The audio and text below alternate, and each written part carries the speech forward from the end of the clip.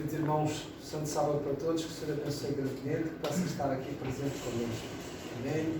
Possamos compreender bem aquilo que o Senhor quer nos transmitir hoje, embora seja algo que nós às vezes podemos pensar que já sabemos tudo, ou quase tudo, há sempre alguma coisa para aprendermos mais e para aprofundarmos e para relembrarmos. Vamos então falar hoje sobre o batismo. Eu ia pedir que nos levantássemos, vamos pedir a presença do Espírito Santo e vou pedir a um voluntário e uma voluntária para podermos dirigir então aqui a oração. Quem será? Ok, Marcelina. Bondoso Deus, amado eterno Pai, Deus do céu e da terra. Obrigado, Senhor, por alimento espiritual no momento que nos deste, o alimento físico, o almoço. Obrigado, Senhor, por este sábado. Até agora temos ajudado o Senhor. E peço, Senhor, que o Senhor continue conosco, que o Senhor possa abrir nossa visão, abrir nossa mente, para que nós possamos entender o estudo da Tua Palavra sobre o batismo. E que o Senhor possa usar grandemente o irmão que está a dar o estudo, para que o Senhor possa encher o Teu Santo Espírito, que possa nos dar essa sabedoria para que nós possamos entender que é verdadeiramente um batismo. E significa não venhamos sair aqui com dúvida, mas que venhamos aí a entender tudo sobre o batismo. Amém. Em nome de Jesus. Amém. Amém. Graças a Deus. Obrigado, Celina. Vamos então dar início ao batismo. Deixem-me antes de mais dizer o seguinte. Eu, por lápis, troquei esta doutrina do batismo vem antes da doutrina da Santa Ceia que nós fizemos no estudo anterior. Portanto, vamos fazer hoje o batismo para recolocar as coisas, depois vamos passar então à seguinte, que já não será a Ceia do Senhor que já estudámos, mas será os dons espirituais dentro da Igreja. Muito bem. Importância do batismo. Não é? Será que é muito importante ou não? Pode ou não pode ser dispensado? Não é? O que é que nos diz as Sagradas Escrituras? O batismo é um aspecto de justiça no qual as pessoas podem participar, uma vez que Cristo, aquele que não conheceu pecado, foi batizado para cumprir toda a justiça. Nós, como pecadores, devemos fazer o mesmo. Ou seja, nós somos chamados a participar neste ato de justiça. É algo que realmente uma decisão que nós temos que tomar e que somos verdadeiramente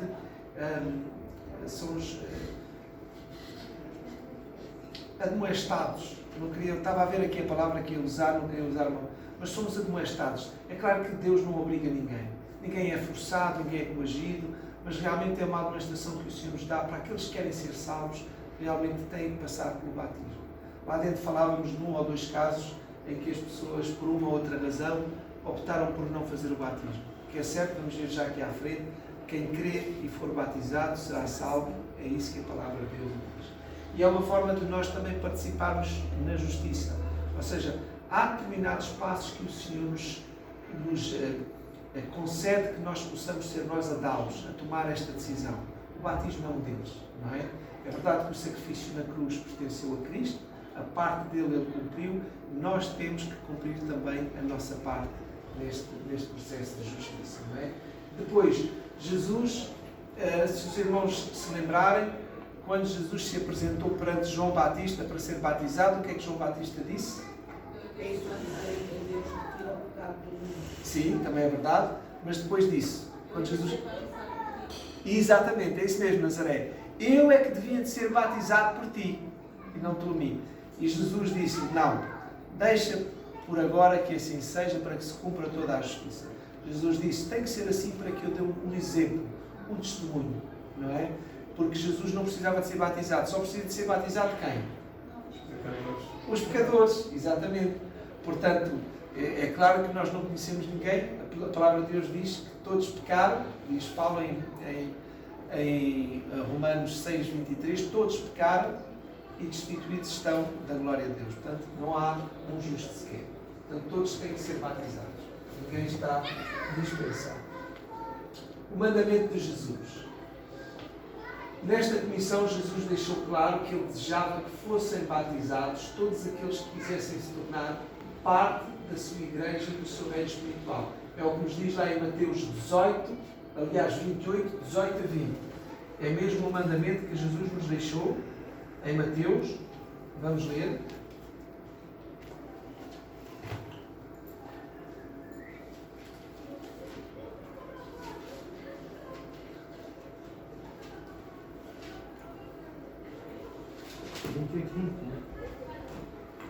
A 28, 18 até ao 20.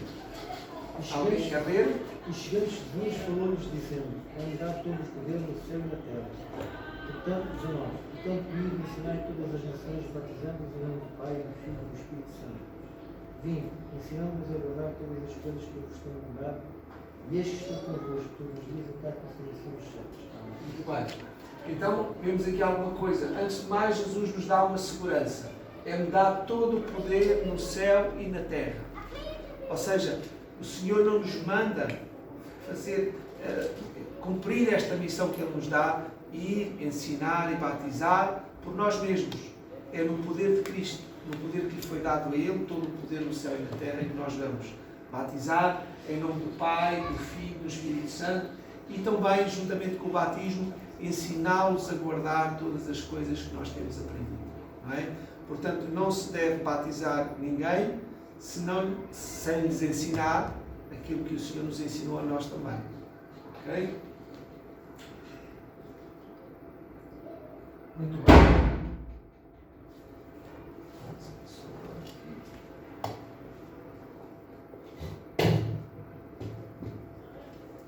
Muito bem. Sim, irmão. O texto diz algo. Eu quero me recordar O texto é aquele que lemos, Mateus? Sim. Para ensinar em tudo que nós temos aprendido. Isso. Depois, Eu posso ficar a aumentar? vem dizer, depois, lembra-me que quer dizer. Eu ensinei, eu conheço e ensinei. Então, se eu já ensinei, agora, se eu ensinei as pessoas, o que impede? Porque no sábado passado eu ia lembrar que o irmão disse que ele foi pedido de ser batizado.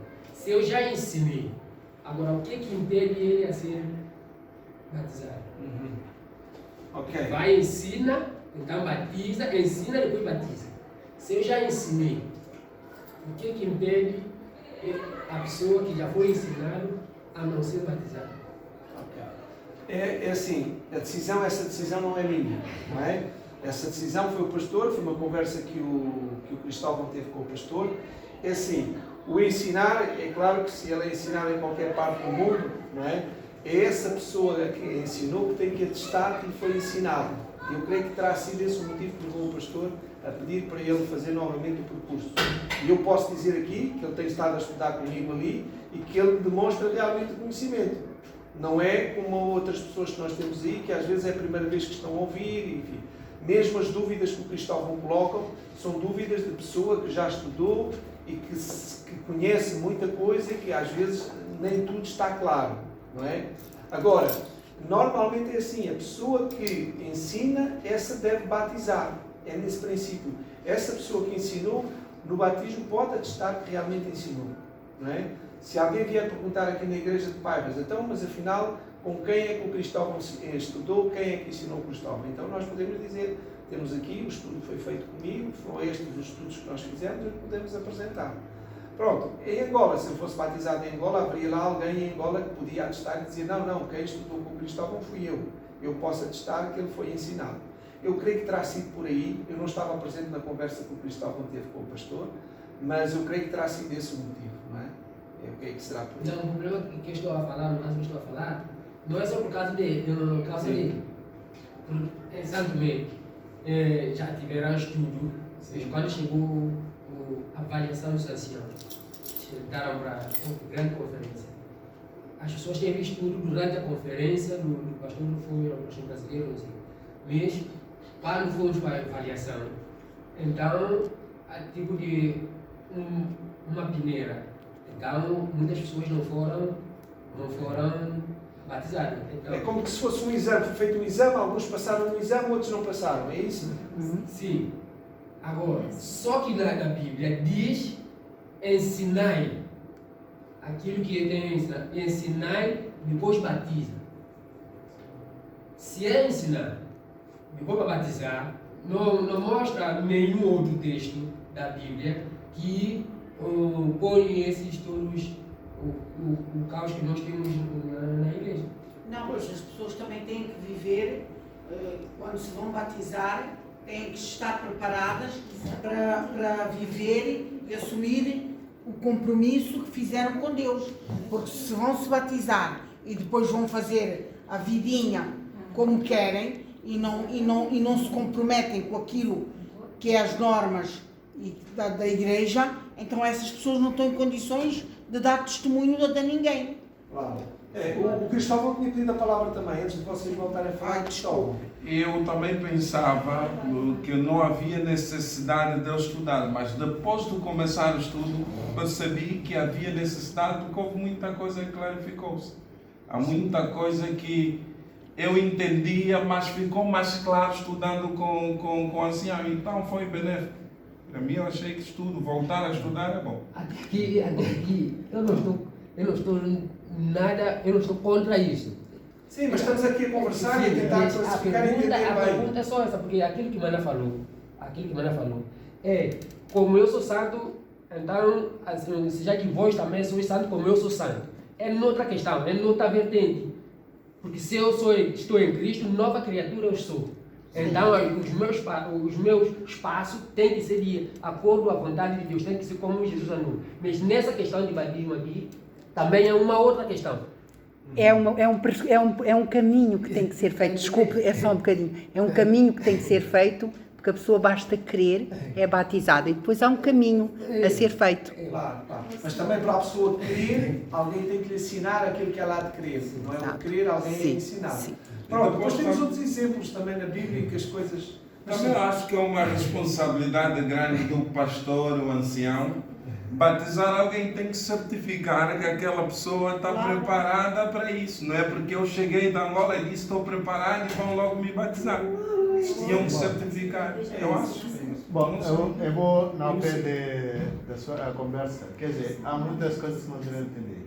Ensinando alguém não significa de que pode ser batizado ou deve ser batizado. São dois fatores principais. Por quê? Eu vou ensinar alguém e esse alguém vai me mostrar de que ele sabe alguma coisa. Como? Voluntariamente ele vai dizer, olha, quero ser batizado. Por quê? Porque dentro de mim eu sinto de que algo está a ser mudado. Por quem? Por Cristo. Primeiro fator. Porque eu, no meu caso também, a mesma coisa. Quando eu estudei a Bíblia, 6 meses, muitos ficaram, não, por que eu vou estudar 6 meses? Isso é muito. Mas eu entendi de que era melhor para mim. Porque mais que nós vimos a mensagem, porque aqui é troca. Um versículo corresponde ao outro. Eu posso dizer batismo é tal, mas 100% quando nós voltamos a ver, batismo não se salva. Quem salva é Cristo Jesus. Mas também é uma linha de ligação para ser batismo, para ser salvo. Aliás, é uma conexão. o batismo é precisamente esse testemunho de fé. Exatamente. De que Cristo nos salva. Exato. A fé Agora, em Cristo. se não passasse por isso, é um problema, é um processo humano. Sim. Precisamos passar por batismo para poder ser salvo. Naquele dia de justificação, justiça é limpo para nós, porque nós publicamente mostramos de que eu vou dar a minha volta, seguir Deus diretamente e cumprir. Apesar de nenhum cumpre, eu acho que nenhum ser humano pode ser perfeito, porque nós estamos num mundo muito complicado. Nesse passar aqui já está com outra coisa, mas o importante é que o meu foco com Deus. Ok. Eu posso subir em cima de uma ferida, mas se o meu foco está com Deus, Claro. é Essa questão da perfeição é sempre muito complicada, não é? E o que é realmente essa perfeição e que tipo de perfeição? Uma coisa é certa, o Senhor nos vai dar o poder para nós efetivamente sermos selados. Ele vai nos selar. Nessa altura que Ele nos selar, nós temos que nos preparar e aí sim nós não podemos estar com pecado, não é? Na altura do selamento.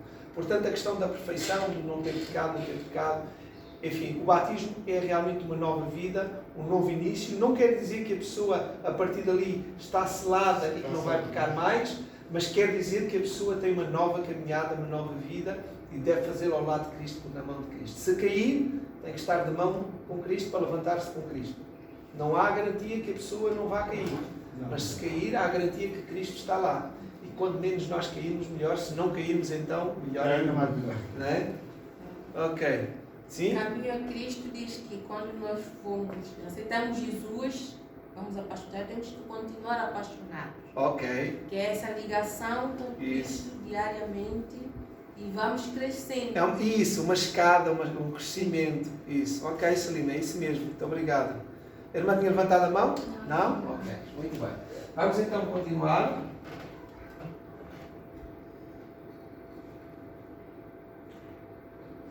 Portanto, Cristo ensinou que quem crer e for batizado será salvo. É o que está lá em Marcos 16:16.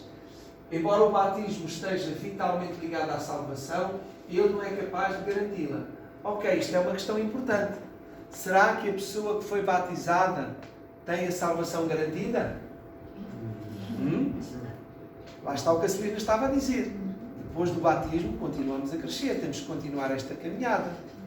Se a pessoa se batizou e a partir dali diz, bom, então estou batizado, agora vou seguir aquilo que o mundo tiver para me dar, vou seguir a corrente. É claro que essa pessoa não pode alegar o batismo para ser salvo. Portanto, o batismo não é o fim da caminhada, né? O batismo é o início de uma caminhada com Cristo.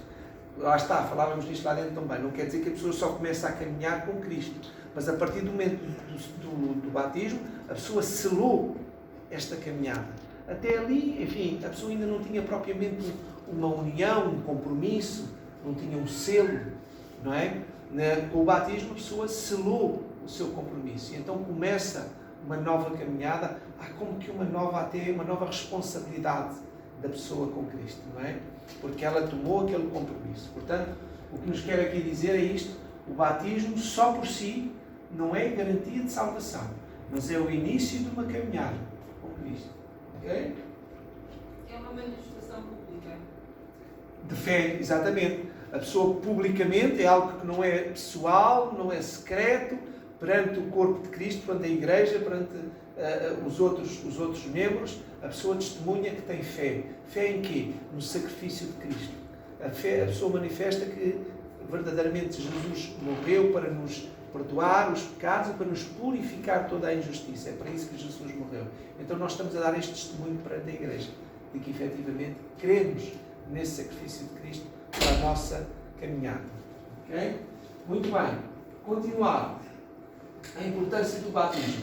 O significado da palavra batizar. Isto vai nos ajudar naquilo que eu estou a dizer. A palavra batizar provém do verbo grego baptizo, que significa imersão, mergulhar a pessoa sobre a água. E, portanto, tudo isto aqui envolve um simbolismo. Imersão porquê? Imersão no sentido de sepultamento. Há um sepultamento do velho homem. E não pode ser apenas com um pouco de água por joelho, não. A pessoa tem que ficar, simbolicamente, tem que ficar toda ela sepultada. Nada do velho homem fica de fora. É uma morte total e completa.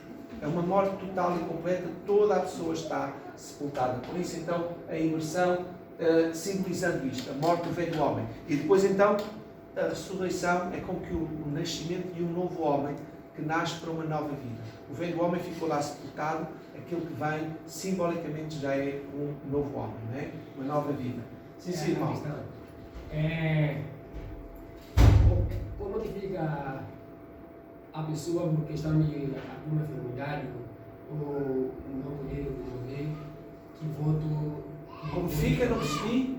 A pessoa... Sim. Que é batizada, mas não é por causa de enfermidade ou não poder morrer, então é batizada através da profissão de fé. Pronto, é assim, vamos lá ver, aquilo é um ato simbólico. A profissão de fé, alguém que já viveu efetivamente de acordo com a sua fé, alguém que já demonstrou pela sua fé, pela sua caminhada, pelo seu envolvimento na igreja, que efetivamente aceitou a fé e vive de acordo com a fé, não é?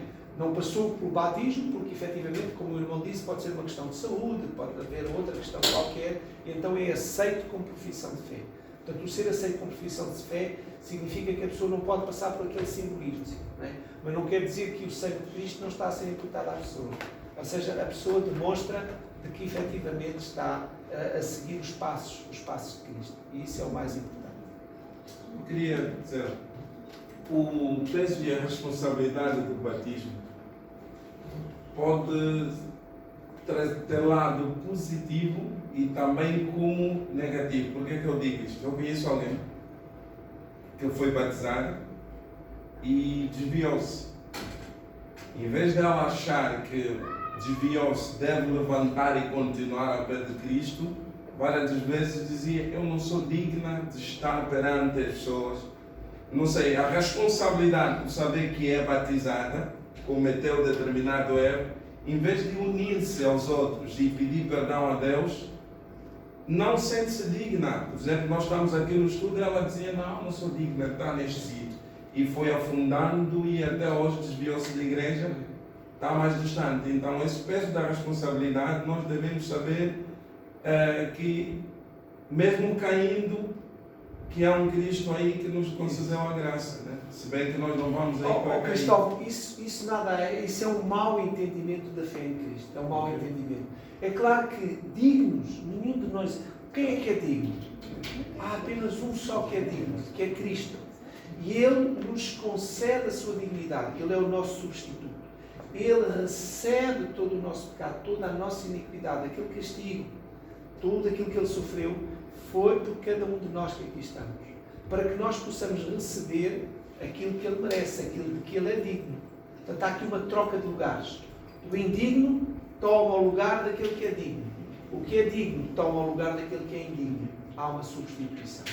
Agora, se a pessoa, na sua caminhada, como nós dissemos, porque depois da pessoa ser batizada, não está selada, como nós falámos ali dentro, o selamento só vai acontecer depois, mais tarde, para as pessoas que estão preparadas para receber o selamento, quando Jesus abandonar o lugar santíssimo, deixar de interceder por nós, aqueles que estão ligados a Ele pela fé vão receber o selamento, se estiverem preparados para isso, se estiverem realmente preparados para receber o selamento. Esses aí já não vão pecar mais. O batismo não é um selamento. O batismo não é uma garantia de que a pessoa vai deixar de pecar. O batismo é uma garantia de que a pessoa aceita a fé de Deus. É um reconhecimento de que a pessoa sente o seu pecado, a sua fraqueza e necessita do sacrifício de Cristo. E a pessoa está a confessar que vai iniciar esta caminhada com Cristo.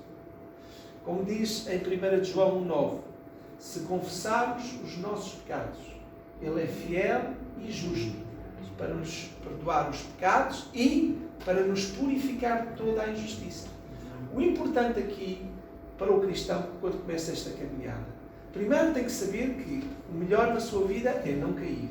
Se cair, vai trazer sofrimento para si, eventualmente para as pessoas que estão à sua volta, para a sua família e, em especial, para Cristo. Mas ainda assim, não é o fim.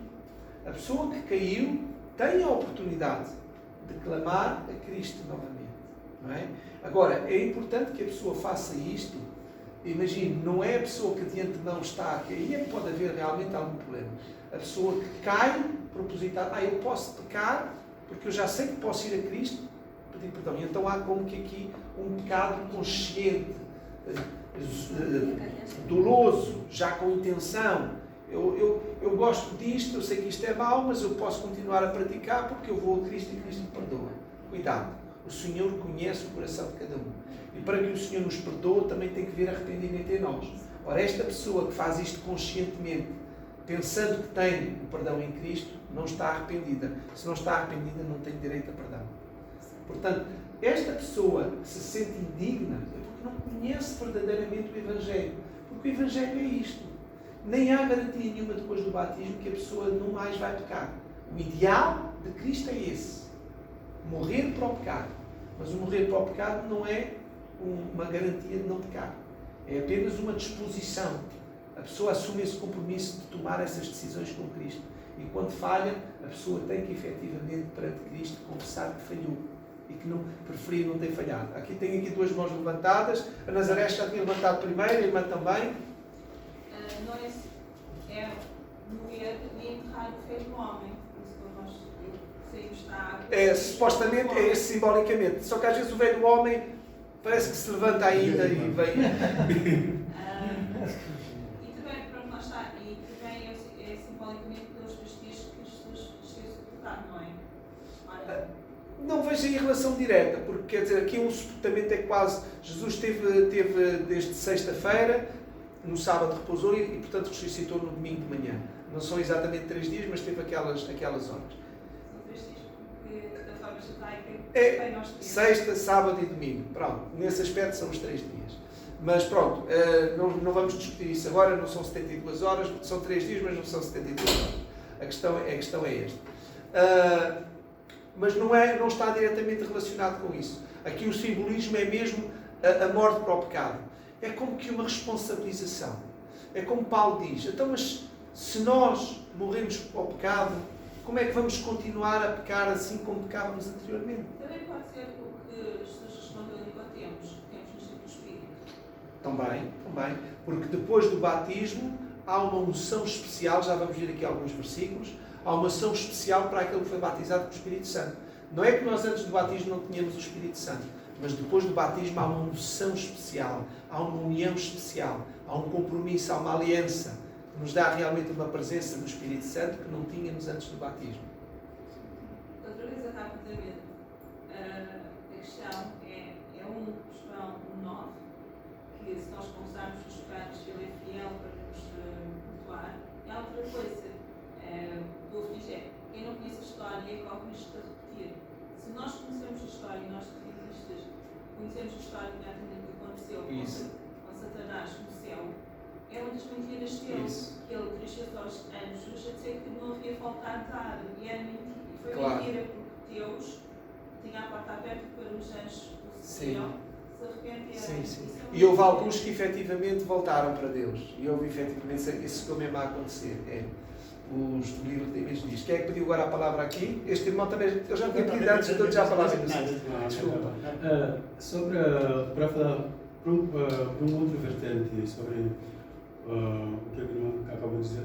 Só que nesse contexto, por exemplo, nós como pais mais velhos, responsáveis da igreja, devemos ensinar qualquer um, porque as pessoas chegam na igreja através de nós. Tem devemos ter um compromisso moral de que cada um que chega à igreja deve ter um relacionamento direto com Cristo, com Deus. Não deve haver, na igreja não há coadjuvante, por exemplo. Ou seja, é pessoal, é uma relação pessoal, não é? Sim, uma relação direta com Deus, por exemplo. Por exemplo, Jó, podemos ver, sobrinho de Ló, sobrinho de Abraão. Por que Deus, para salvar Ló, ele teve que falar com Abraão? Abraão tinha uma relação direta, era amigo de Deus. Deus visitava o homem. Eles falaram. E aí, para salvar Ló, Deus teve que falar com o amigo dele. Olha, o seu sobrinho está lá, mas a terceira vez vai pegar fogo. Vai. Mas por que Deus não foi lá direto para falar com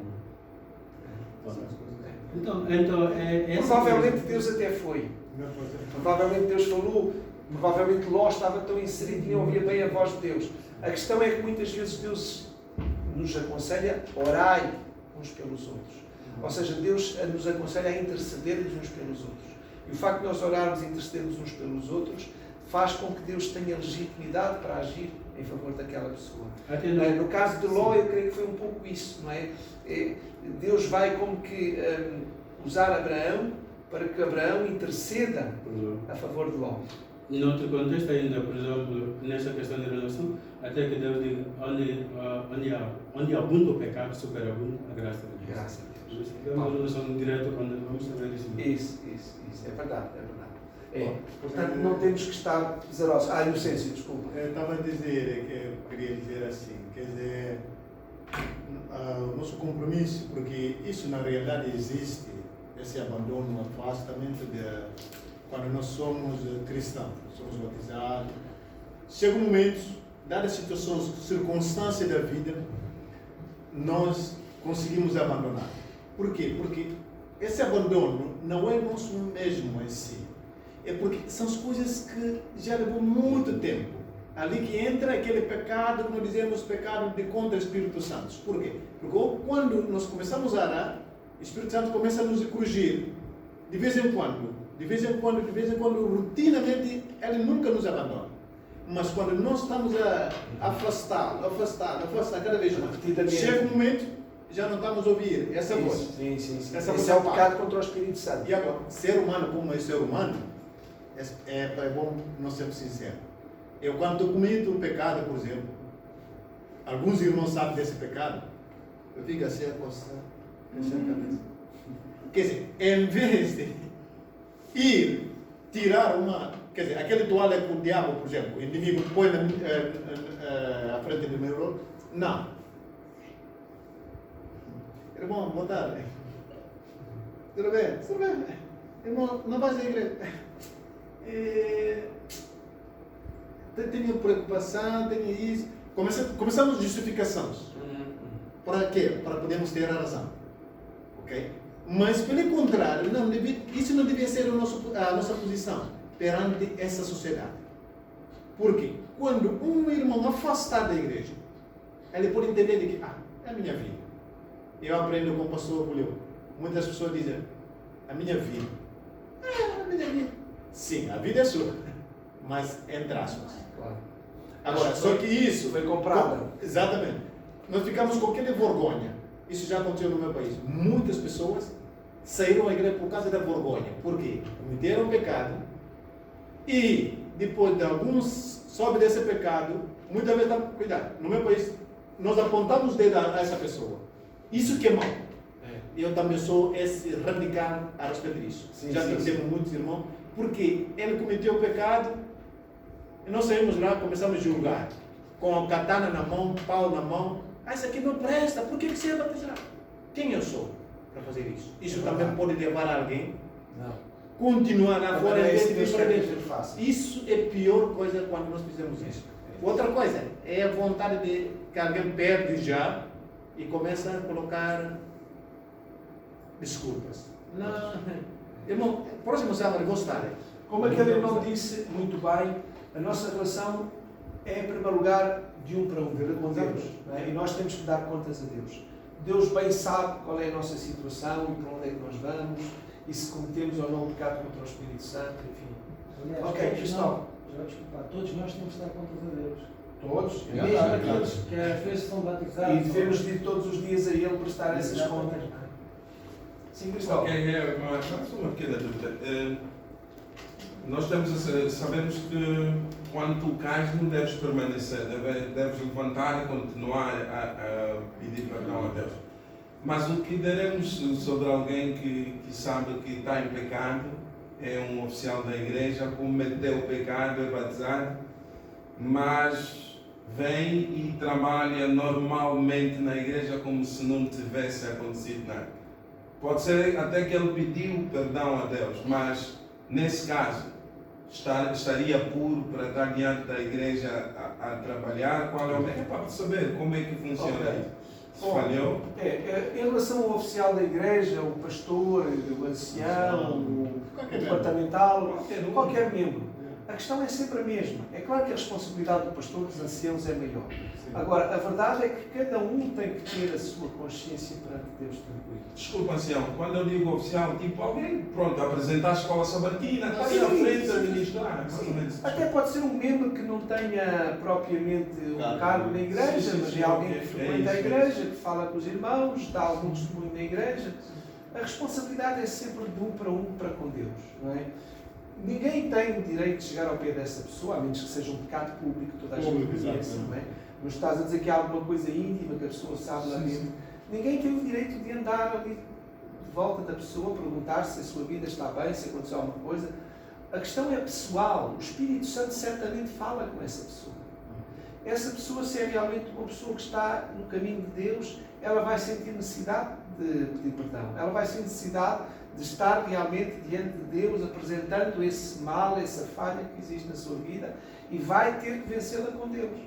Pode acontecer que essa pessoa tenha falhado em alguma coisa, tenha continuado a desempenhar as suas funções, e aos poucos Deus tenha corrigido aquilo, tenha conseguido dar força e poder para a pessoa vencer. A igreja nem nunca chegou a saber que a pessoa teve aquela falha, não é? Porque a pessoa confessou e foi falando e foi vencendo pouco a pouco e conseguiu e foi mantendo a sua postura na igreja, não é? E finalmente o problema de estar resolvido, a pessoa abandonou, nunca ninguém soube. Deus soube, mas também Deus diz que os nossos pecados Ele os lança nas profundezas do mar. Se calhar a pergunta foi mal feita. E qual é, o que a pessoa deve fazer? É normal ele continuar a sua atividade, que é uma coisa santa, a trabalhar para Deus? Irmão, é assim, se nós formos ver, não há nenhum 100% santo. As personagens em pensamento, não há alguma coisa, qualquer um de nós pode. Não há ninguém que é santo. Enfim, quando falamos de santos, são aqueles que são separados por Deus para a missão. Agora, se nós pensarmos, não há ninguém 100% puro.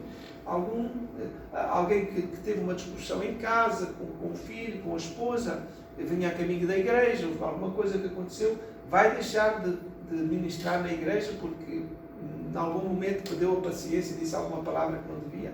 Não. A primeira coisa que essa pessoa deve fazer, no momento em que se apercebeu que se excedeu e fez o que não devia, desde logo pedir perdão a Deus. E tomar providências e oração com Deus para que isso não volte a acontecer. Agora, interromper, porque senão às tantas, enfim, a igreja deixava de funcionar, os serviços deixavam de ser prestados, a missão cessava, não é? Agora, é diferente se a pessoa estiver a cometer um pecado que esteja a envergonhar o nome de Deus, o nome da igreja, e que as pessoas lá fora sabem. Essa pessoa deve se afastar do seu cargo da igreja, porque vai criar, enfim, vai trazer ao próprio vergonha ao nome de Deus e à casa do Senhor e ao povo do Senhor. Agora, se é uma coisa que é uma coisa íntima entre ele e Deus, entre alguma coisa que não é público, que ninguém sabe, ele tem que resolver aquilo com Deus. Não deve abandonar o seu cargo. Não deve. Nós vimos casos, por exemplo... A menos que isso esteja a atrapalhar de tal maneira que ele veja, eu já não consigo ter a minha fé, eu já não consigo estudar a Bíblia, eu já não consigo orar, e a minha vida espiritual está completamente... Então ele não pode continuar as suas funções. Agora, se realmente ele cometeu um erro, mas ele continua a ser um membro espiritual, continua a ter as suas devoções com Deus, continua a adorar a Deus e está em luta com Deus para vencer aquela fraqueza, ele não deve abandonar as funções. Bom, talvez o que eu estou percebendo de irmão Marcelo, se calhar, o que eu estou entendendo, é um pecado que eu cometo, os irmãos sabem. Sim. Porque, em princípio, Claro. o princípio da igreja Não, mas isso. é só tu é que sabes. Por exemplo, nós temos Não, casos na isso- igreja, isso- nós temos casos na igreja que descobre-se que fulano cometeu adultério, mas tem uma função. Nós conhecemos casos desses na igreja. Há um caso desse. Exatamente. Então, eu queria saber, aquela pessoa não está a cometer um erro grave perante Deus, continuar a sua função? Não, mas ele está cometendo erro. Isso é pessoal. Agora, só que se ele cometeu, por exemplo, um adultério, Sim. o irmão soube disso, primeiramente o irmão tem que dirigir a ele. Ok? Claro. Falar com ele depois. Claro. Se caso ele voltar a cometer a mesma coisa, e o irmão voltar a falar, porque a Bíblia nos ensinou isso para ir ao encontro do seu irmão e mostrar e fazer corrigir a primeira coisa, antes de passar por outra coisa. Agora, se é que ele pessoalmente, ninguém sabe disso, mas só Deus e ele, mas o outro, isso já ele não pode abandonar a carne, ele não pode fazer nada. Claro. Agora, se eu sei disso, como membro da igreja, eu vou chamar, Claro. falando com ele depois. Caso há muitas voltas, Já estou a tentar perceber melhor aquilo que o Cristóvão está a dizer. O que o Cristóvão está aqui a dizer é, portanto, vamos lá falar nesta questão do adultério. Temos aqui, por exemplo, um ancião, um pastor que realmente cometeu adultério. E então ele continua a vir à igreja, ainda ninguém sabe, ninguém viu, ninguém sabe. A questão é esta: a pessoa está a viver continuamente em adultério? Ou cometeu um ato impensado de adultério e arrependeu-se e está envergonhado com aquilo? Não é? Nós, na Igreja Católica, os padres até se confessam uns aos outros e vão e confessam-se uns aos outros. Não é? Aqui na nossa igreja o meu entendimento é este: nós temos que nos confessar a Deus, não é? E abandonar os nossos pecados. Confessar e abandonar. Se a pessoa confessou e abandonou, Cristóvão, a minha resposta é que a pessoa deve manter-se no carro, mais vigilante, mais atenta, não é? Do que estava antes. Agora, se a pessoa efetivamente cometeu adultério hoje, amanhã continua a encontrar-se com aquela pessoa, continua a cometer adultério, essa pessoa não vai ter condições espirituais para estar na igreja. Aliás, o próprio Espírito Santo vai lhe falar tanto que eu não acredito que a pessoa consiga manter-se. As pessoas vão começar a notar, começar a ver, esta pessoa não é a mesma pessoa, alguma coisa se passou.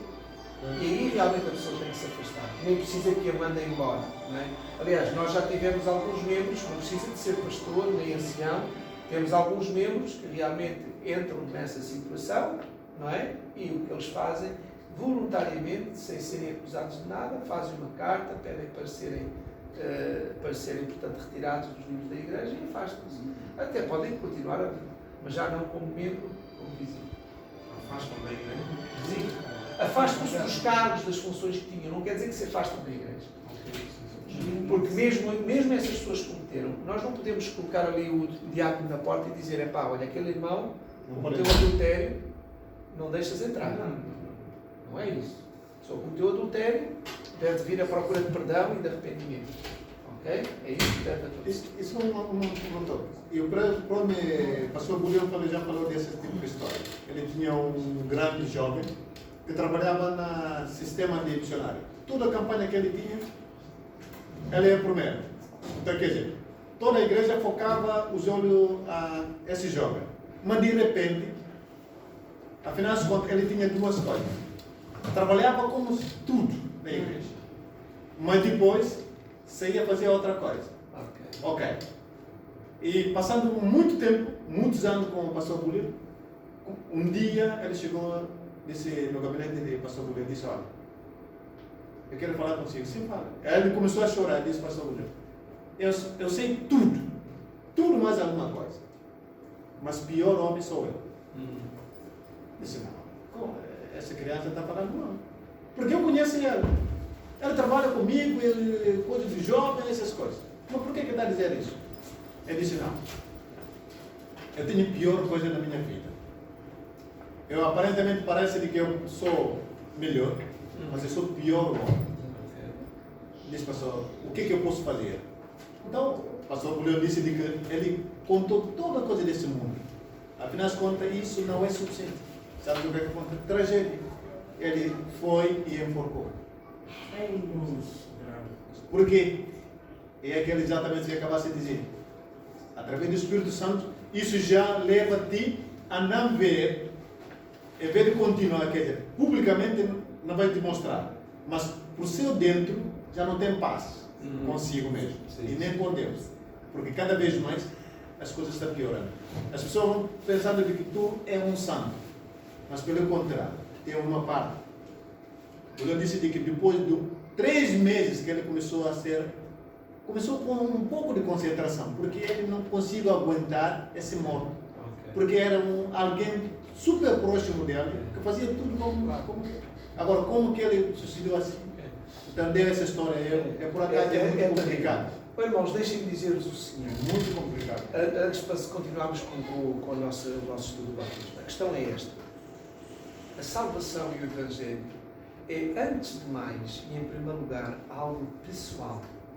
Um para um. É isto que nós temos que aprender a viver o Evangelho e a salvação de um para um. Eu com Deus. A oração na igreja, a oração pública, o trabalho na igreja, tudo isso vem em segundo lugar. Em primeiro lugar, tem que estar no nosso relacionamento com Deus. Um dos erros que nós temos às vezes é colocarmos em primeiro lugar a nossa aparência na igreja, as nossas funções na igreja, o relacionamento uns com os outros. Tudo isso é bom, é importante, devemos ter uma boa imagem. Mas isso só é possível se nós, primeiramente e em primeiro lugar, tivermos uma relação de um para um com Deus. Ora, se alguém tem a sua relação com Deus manchada, e nós podemos esconder do pastor e de toda a igreja algum pecado que nós temos, mas de Deus podemos fazer. De Deus ninguém pode esconder nada. Portanto, é isso. Nós temos que nos preocupar, em primeiro lugar, em ter a nossa consciência limpa, pura e tranquila diante de Deus.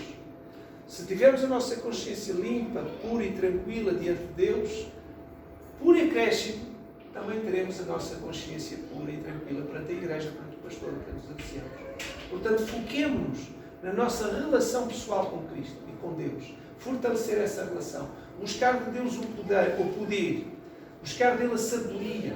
Do Espírito Santo a iluminação, para ele nos mostrar, como diz o salmista, sonda-me e conhece-me, mostra se há em mim algum caminho. Porque às vezes até as pessoas se podem enganar, mas Deus nos mostra se houver essa disposição. Portanto, tenham primeiramente essa preocupação. Se tivermos esta preocupação bem resolvida com Deus, a igreja está tudo certo. Amém. Tá bom? Vamos continuar. O batismo no Novo, a importância do batismo no Novo Testamento.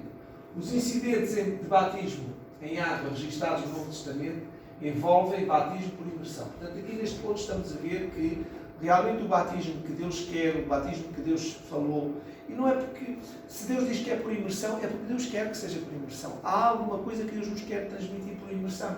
Portanto, os outros tipos de batismo falámos aqui na profissão por fé. Enfim, se não houver, mas em último caso, se não houver a possibilidade da pessoa ser batizada por imersão, enfim, por profissão de fé, o melhor é que seja por imersão. E portanto, os exemplos que nós temos todos é este. Uma coisa que tem que ficar aqui bem firmada é que nós não temos o direito de sermos nós a escolher o tipo de batismo que nós queremos. Se é por a expressão de umas pinguinhas ou outra coisa qualquer, não temos esse direito. Foi Deus que estabeleceu esta cerimónia e, portanto, nós temos que seguir aquilo que Ele disse. Mas vamos ver então aqui alguns casos. Temos ali Mateus 3,6.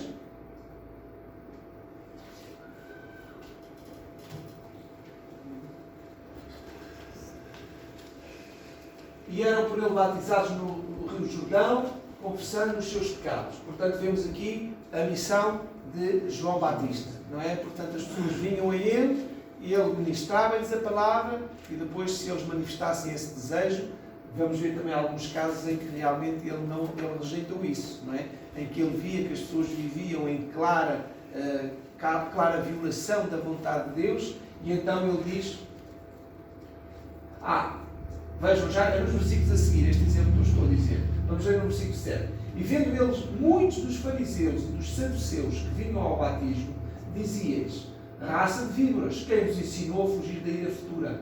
Produzi, pois, frutos dignos de arrependimento. Ou seja, havia muitos fariseus que vinham para ser batizados. Ele diz, mas como é que vocês se vêm para batizar? Vocês têm uma vida que é uma miséria, não é? Vocês estão em rebelião contra Deus. Como é que vocês vêm a mim? O que é que ele diz? Arrependam-se primeiro, produzam frutos, mostrem na vossa vida que verdadeiramente aceitam a palavra de Deus e depois então venham para ser batizados. Portanto, havia muitos que vinham, ele nem dizia nada, batizava-os. Mas outros, que ele tinha conhecimento direto, então ele não os batizava. Ok? Mais, outros casos. Ali João 3,23.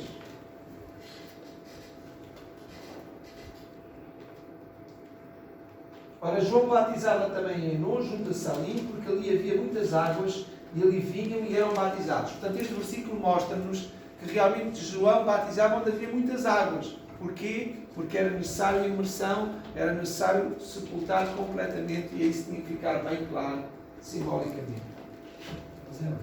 Sim?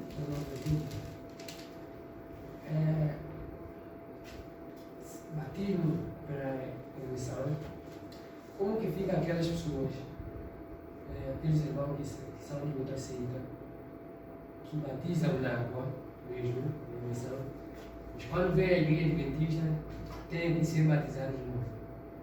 Bom, é assim, o rebatismo, se o batismo não é dentro daquilo que nós entendemos que são a confissão de fé, nas doutrinas da fé adventista, se a pessoa vem obter um novo conhecimento, imagine uma outra igreja que tenha doutrinas muito semelhantes à nossa, mas haverá um ou outro ponto que realmente não está de acordo com o nosso, ou que não têm aquele conhecimento. Se a pessoa vai receber um novo conhecimento, deve ser novamente batizada. Sim, deve ser novamente batizada. Porque efetivamente é como que uma nova pessoa, uma nova confissão de fé. O batismo é uma confissão de fé pública. Se ela antigamente tinha um tipo de fé, agora a sua fé mantém aquela fé, mas acrescentou alguma coisa mais ainda àquela fé que ela tinha.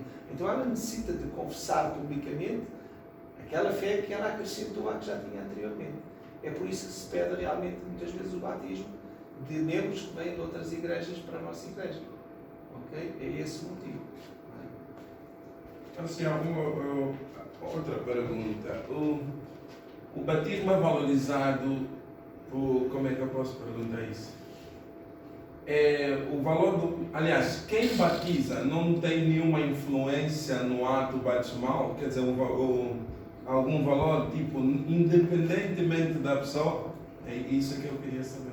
Porque se a pessoa que batiza pode que de alguma forma suprir alguma falta do que está ali? Não, o que é que eu posso dizer? O batismo é valorizado independentemente de quem efetuou o batismo. A pessoa encarna. Pronto, mas já a pessoa que efetuou o batismo tem que ser ela mesma batizada e tem que de alguma forma estar legitimada para isso, não é? Imaginem que, enfim, duas pessoas sem qualquer conhecimento ou sem saberem realmente aquilo que são os rituais que Deus estabeleceu para isso, pensam em ir, olha, anda que eu vou ali ao rio, eu vou-te batizar. É claro que isso não tem valor perante Deus, não é? Não, porque a pessoa, para já, é uma manifestação de fé pública, é perante a igreja, é perante o corpo de Deus. Vão ali duas pessoas num rio e que não é o batismo, enfim, é um simulacro, uma coisa qualquer. Portanto, há que cumprir efetivamente, por isso é que nós estamos aqui, cumprir aquilo que está estabelecido por Deus. Então, o que é que Deus nos vem dizer? Que é uma confissão de fé pública. Você está perante a igreja, não é? É a pessoa que está designada pelo corpo de Deus para aquele serviço, que é o pastor, não é? O pastor vai e batiza, não é? E, portanto, deve efetivamente o pastor tomar conhecimento das coisas, deve o pastor tomar conhecimento se realmente estão a ser cumpridos os requisitos que Deus coloca. Agora, quer dizer, não é no sentido da pessoa ter mais valor, porque eu fui batizado pelo pastor Bulhão, eu tenho mais valor do que aquele que foi batizado pelo pastor António. Não é isso que estás a querer dizer? Não é um pastor que dá mais valor ao batismo. Qualquer um dos pastores, se realmente está investido dessa condição de pastor, então ele, depois lá está a relação de um para um, não é? Aquele batismo vai depender da pessoa que está a ser batizada. O pastor ali pouca influência tem. Então, por exemplo, se alguém for batizado por um obreiro que tenha conhecimento... Não, tem que estar investido dessa batismo. Está credenciado. Tem que ter algo mesmo direito de pastor. Pode chegar um membro e dizer, olha, eu já sou batizado, vou-te batizar a ti. Não dá. Na igreja adventista não existe. Quer dizer, provavelmente tem que ser mesmo consagrado. Para poder ter a capacidade, para poder exercer esse batismo. Eu até hoje não entendo. Eu não entendo. Por que a ancião e o diácono não batizam? Não estão investidos para isso. Não estão investidos. Não está investido. Quem batizou o Filipe e o Estevão, quem batizou era quem?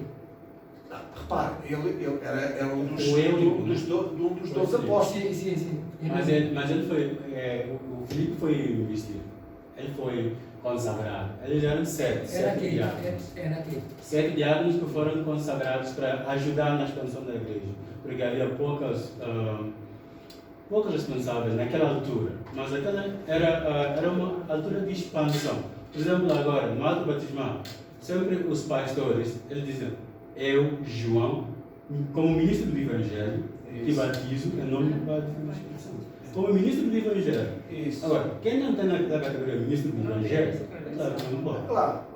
É assim, irmão, o irmão tem que perceber uma coisa. A igreja tem que tomar algumas precauções. Nós vivemos num mundo muito complicado. Às vezes as pessoas têm ideias assim um bocadinho estranhas e querem fazer as coisas de qualquer maneira. Mas nós estamos a fazer um ato muito solene. É um ato sagrado, é uma instituição sagrada que o Senhor consagrou.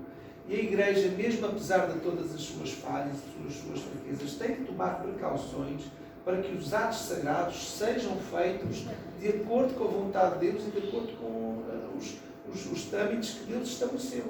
Se nós vamos começar a permitir que o outro faça, as coisas começam a descambar. Ancião, diácono, pastores são consagrados. Cada um no seu... Sim, mas são consagrados para as suas funções. Consagrado naquela função. Mas O ancião, diácono é mas- consagrado, o diácono é consagrado como diácono. O ancião é consagrado como ancião. Portanto, nem um nem outro. E o pastor é Mas na consagrado. ausência do pastor, o ancião é pastor. Não, pois, Depende, se for não, legado tem que haver, Não, mesmo que não. isso possa acontecer, tem que haver uma consagração para isso. Não, é bom para ser sincero. O pastor é o pastor. Sim. Esse nome é credencial de Deus, direto. É. Ancião é credencial de Deus, direto, por ancião. É. Quer dizer, eu posso ser ancião, Claro. direto, sim, porque foi consagrado. Por quem? Por pastores. São níveis. E agora, há circunstância, mas isso é muito raro para existir. Pronto, se houver uma Ok. circunstância em que não haja Exatamente. nenhum pastor Quando não há zona, nenhum pastor, por exemplo, mas terá que haver alguém a investir aquele ancião Exatamente. Mas tem de que forma ser especial e tem que se assegurar de que o ancião tem conhecimento, Yeah. enfim, de todos os procedimentos para poder fazer isso. Não é? Mas não é normal que isso aconteça. Olhem para isto, como é uma instituição sagrada. Nós temos que manter realmente tudo aquilo que Deus nos manda fazer, temos que tentar fazer da forma mais solene possível. E se nós começamos a permitir que se faça aqui e ali, às tantas igrejas, não sabemos onde é que ela vai parar. Não é? Portanto, temos que ter esse cuidado. Muito bem. A importância do batismo na história. Evidências obtidas nas catacumbas e igrejas dos mosaicos, em pisos, paredes e tetos, nas esculturas em relevo e de desenhos dos primeiros tempos do Novo Testamento, testificam inequivocamente de que a imersão era a forma normal de batismo na igreja cristã durante os primeiros 10 a 14 séculos. Ou seja, vejam que existem evidências claras de que durante 10 a 14 séculos sempre foi a imersão que foi usada. Portanto, não é algo que passou apenas de boca em boca. Existem realmente pinturas, mosaicos, azulejos que mostram, enfim, a forma como essas cerimónias eram feitas e que testificam que desde sempre foi assim feita a imersão em cumprimento daquilo que é a palavra de Deus. Alfredo Plummer disse, não sei sinceramente quem é, não perguntem que eu não sei, somente quando o batismo é administrado por imersão é que o seu significado pode ser plenamente visto. Claro, porque foi assim que Deus instituiu. Qualquer outra coisa que se faça de forma diferente é a ideia dos homens, não é? Imaginem que alguém que diz, eu agora vou santificar a sexta-feira. E ele até faz, tenta fazer. Aquilo que fazia no sábado, tenta fazer na sexta-feira. Será que isso tem algum... Não, Deus não santificou a sexta-feira, Deus santificou foi o sábado, é o sábado é que é santo, não é? E portanto é assim que nós temos que ver. Portanto, qualquer outra coisa que se faça de forma diferente da imersão pode ser chamado batismo, mas não é verdadeiramente batismo no sentido bíblico, não é? E é isso aqui é importante. E o que nós queremos na realidade é o batismo bíblico. Porque se não nos queremos batizar, também Deus não nos obriga a batizarmos, não é? Façam qualquer... Não digam é que é batismo. Não é? Não digam é que é batismo. Muito bem. Significado da morte e ressurreição de Cristo na questão do batismo. Assim como ser coberto pelas águas simbolizava um grau extremo de dificuldades e aflições. Atenção, é importante aqui esta parte. Portanto, naturalmente que se nós simbolicamente estamos a ser submergidos nas águas, não é? Isto é uma aflição para nós. Não é? Nós não somos peixes, se estamos a ser submergidos é uma aflição.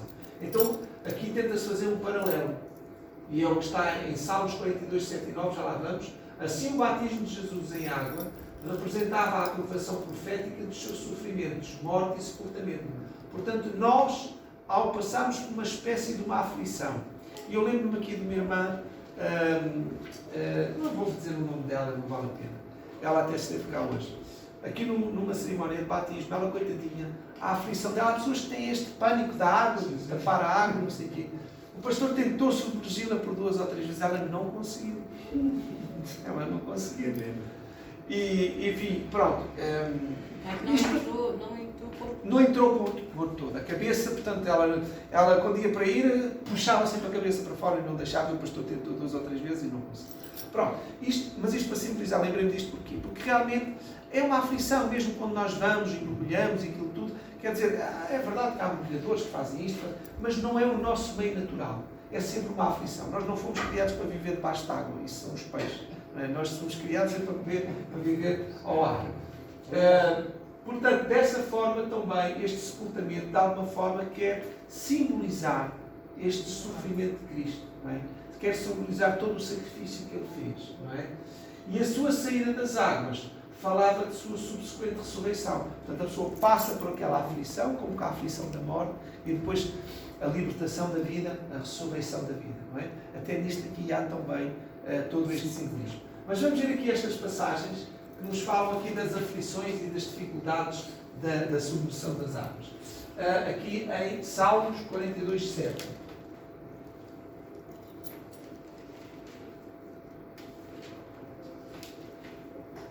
Um abismo chama outro abismo, ao ruído das tuas catacumbas.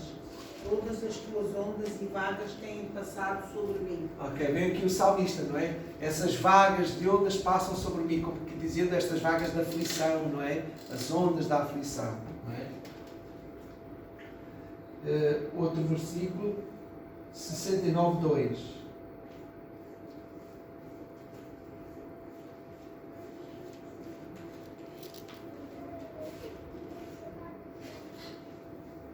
Atolei-me em profundo lamaçal, onde se não pode estar em pé. Entrei na profundeza das águas, onde a corrente me leva. Estou cansado de clamar. Não é? Portanto, há aqui um simbolismo, todo este simbolismo, com os sermos submergidos pela água, ser um simbolismo de momentos de aflição. Não é? E quando nós estamos no mar, estamos na água, se estamos na praia, se vem uma onda que de repente se vem. Uma coisa é nós estarmos à espera e mergulharmos. Outra coisa é vir uma onda que realmente passa por cima de nós e nós estamos à espera e como que nos arrebata ali de baixo, aquilo é uma aflição, estamos ali de repente. Portanto, é neste sentido é que o batismo e a submissão, a imersão nas águas simboliza então também desta forma os sofrimentos de Cristo, o sacrifício de Cristo por nós. E depois também aqui a questão da ressurreição. Romanos, capítulo 6, versículos 3 a 5. De que forma é que nós podemos ver aqui a ressurreição no sair das águas?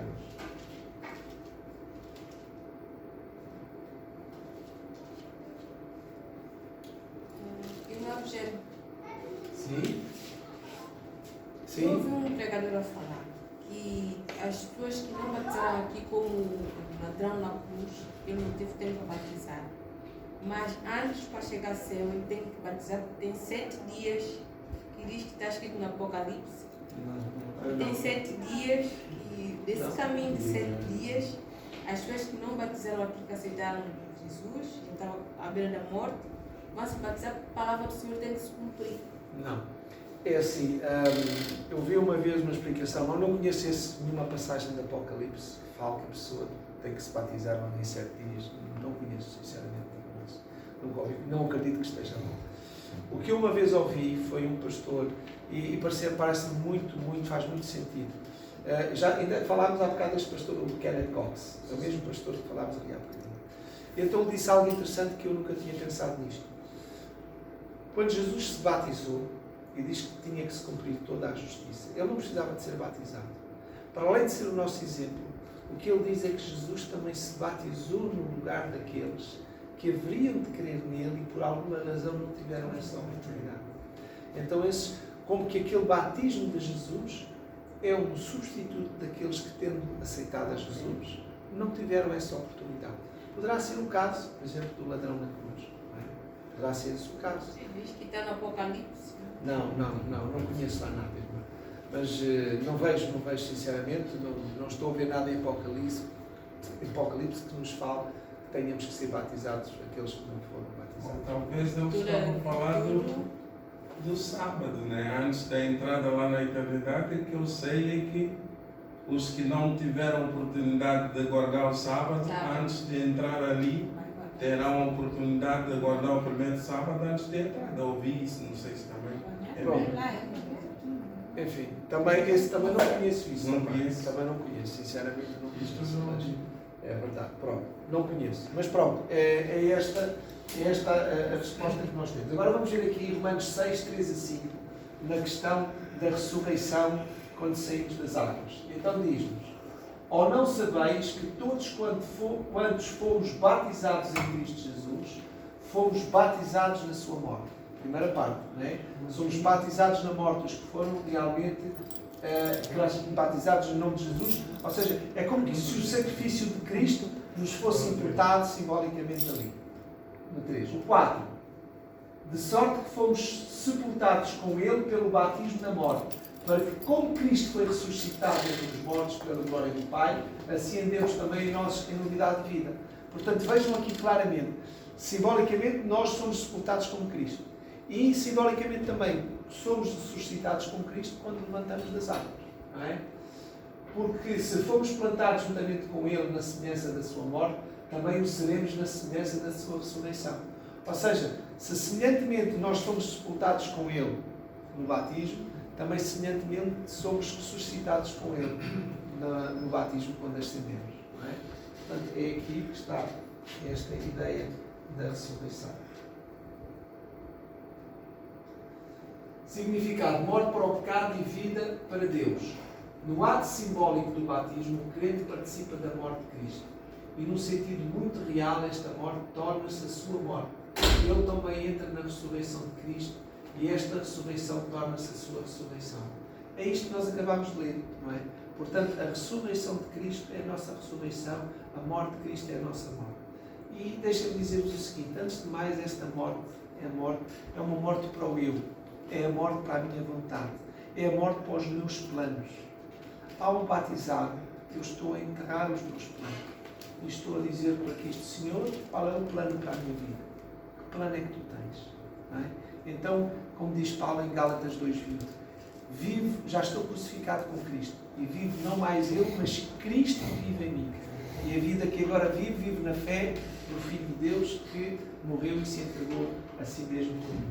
Portanto, é todo este simbolismo que acaba, um simbolismo que acaba por ser bem real nas nossas vidas, não é? Acaba por ser bem real nas nossas vidas. Relação de concerto. Nos tempos do Antigo Testamento, a circuncisão assinalou o relacionamento de concerto entre Deus e Abraão. Portanto, havia ali uma aliança, um simbolismo, não é? Na circuncisão. O batismo é um sinal do relacionamento salvador com Jesus.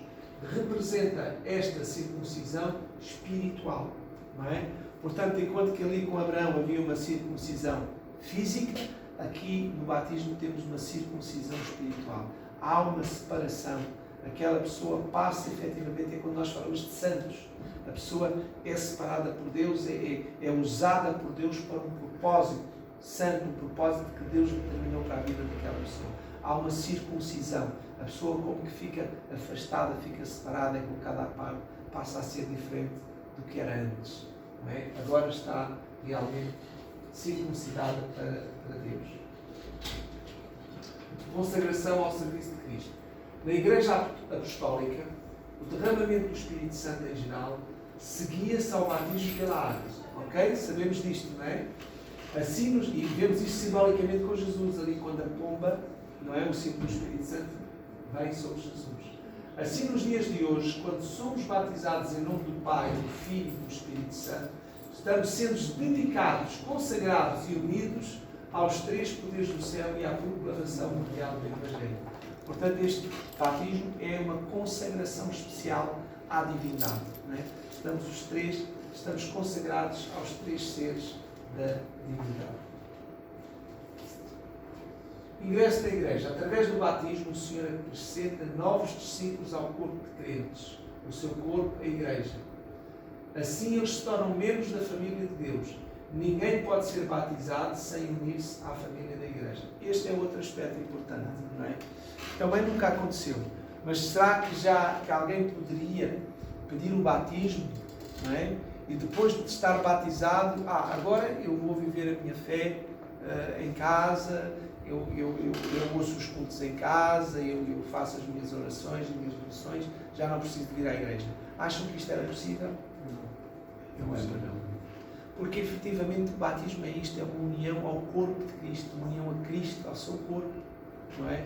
Portanto, qualquer pessoa que efetivamente, aliás, nos votos batismais, está lá bem espelhado que a pessoa diz que consagra os seus dons, não é? A sua vida. Irmão Rogério, o rim não diz, eu vou sair do corpo e vou estar sozinho. Exatamente, pois.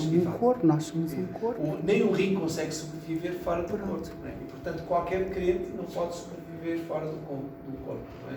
Portanto, é isto. Portanto, ao sermos batizados, estamos a assumir um compromisso com Deus juntamente com os outros irmãos, fazer parte do corpo e agir de acordo com o plano de Deus. Portanto, ninguém é batizado para si mesmo e consigo mesmo e para ter uma fé individual, é efetivamente para nos unirmos à Igreja.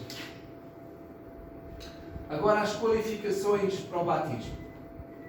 Primeiro batismo, primeira qualificação, um dos pré-requisitos para o batismo é a fé. A fé em quê? No sacrifício expiatório de Jesus como o único meio de salvação do pecado. O único meio de salvação. E isto é importante, meus queridos irmãos, porque muitas vezes acontece, talvez não de uma forma muito consciente, mas as pessoas acham que têm que adicionar alguma coisa mais ao sacrifício de Cristo. A única coisa que nós temos que entregar a Cristo é a nossa vida, o nosso ser e o nosso viver. Mas não há nada que a gente possa acrescentar. A fé é no sacrifício expiatório de Cristo.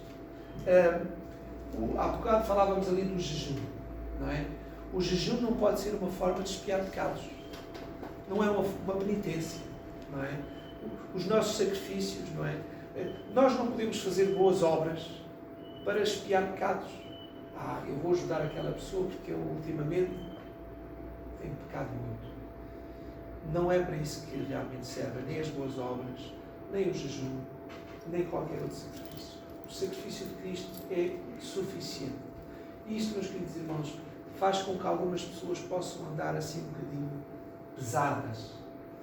Diz-se da Madre Teresa de Calcutá que era uma mulher atormentada. E todos nós sabemos que ela era conhecida como uma mulher cheia de boas obras. Mas que no fundo, na sua vida íntima, se sabe que ela era uma mulher atormentada. Porquê? Porque achava sempre que tudo o que ela fazia era sempre insuficiente. Para quê? Para lhe dar paz e certeza na salvação. Meus queridos irmãos, o que nos pode dar paz e certeza de salvação não são as nossas boas obras, por muito abundantes que sejam, como eram as desta senhora.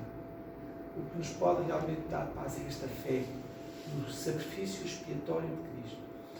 Não se preocupe, mas só a fé barata, a graça barata. Não, meus queridos irmãos. A verdadeira fé em Cristo vai nos levar ao caminho de Cristo.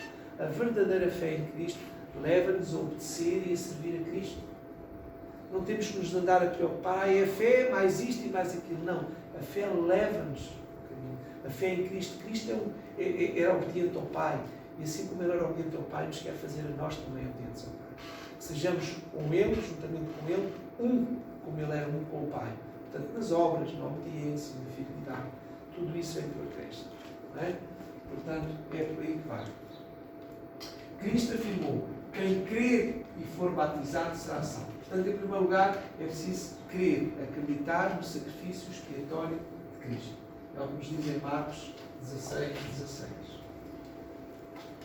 Outra qualificação, o arrependimento, que está lá em Atos 2:38. Não é? Arrependei-vos, não é? E batizai-vos para que sejam apagados os vossos pecados. A instrução da palavra de Deus não produz apenas fé, como também arrependimento e conversão. Portanto, é natural que a pessoa, durante o batismo, à medida que vá tomando conhecimento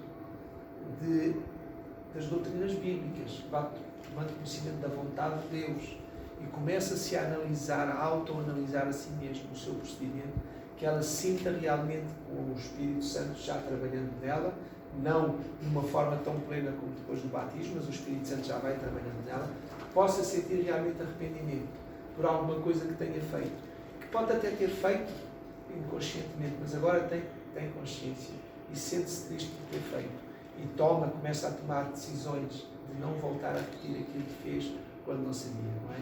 Portanto, este arrependimento começa logo ali a nascer no momento em que nós vamos tomando contacto com a Palavra de Deus e pode ser reforçando à medida que nós vamos aprofundando, não é?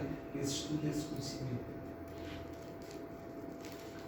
Frutos do arrependimento, não é? Portanto, este arrependimento tem que dar fruto, tem que ser visto, tem que produzir alguma mudança.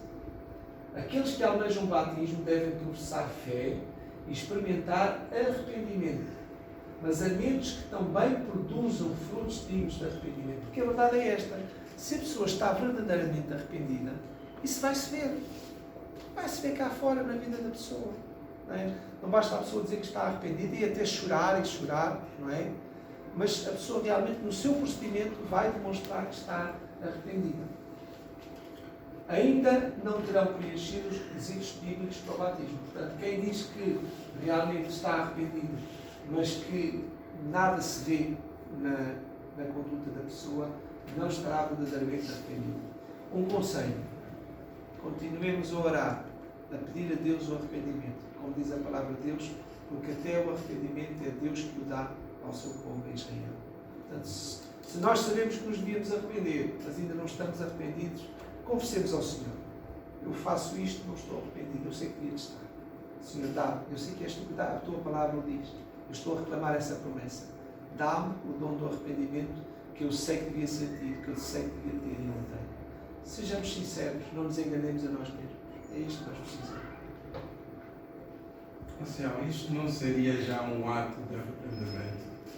Falando com Deus assim, já não é um ato de arrependimento? O que a Bíblia fala de arrependimento é uma tristeza profunda pelo pecado. Isto é que é verdadeiro arrependimento. Vemos o caso de Judas, vemos o caso de Esaú, não é? Que também chorou ao pé do pai por ter trocado os direitos por progenitura por um prato de lentilhas, não é? Isto não é arrependimento. O verdadeiro arrependimento que a Bíblia fala é uma tristeza profunda pelo pecado. É a pessoa sentir verdadeiramente dentro de si que aquilo é mau. O desejo de não voltar a fazer.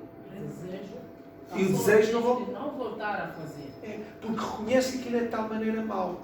Outra coisa diferente é a pessoa arrepender-se com medo das consequências. Isso não é verdadeiro arrependimento. Não é? Isso é o sentimento. Será outra coisa, podemos dar outros nomes, mas o verdadeiro arrependimento é uma tristeza profunda. E é assim, naturalmente nós sabemos se uma coisa nos entristece profundamente, nós fugimos daquilo. Quem é que vai procurar uma coisa que lhe traz uma tristeza profunda? Não. Então o verdadeiro arrependimento vai servir também de barreira e de proteção contra o pecado. Porque nós sofremos muito com aquilo e já não queremos saber mais, não queremos ter mais nada com aquilo que nos fez sofrer tanto.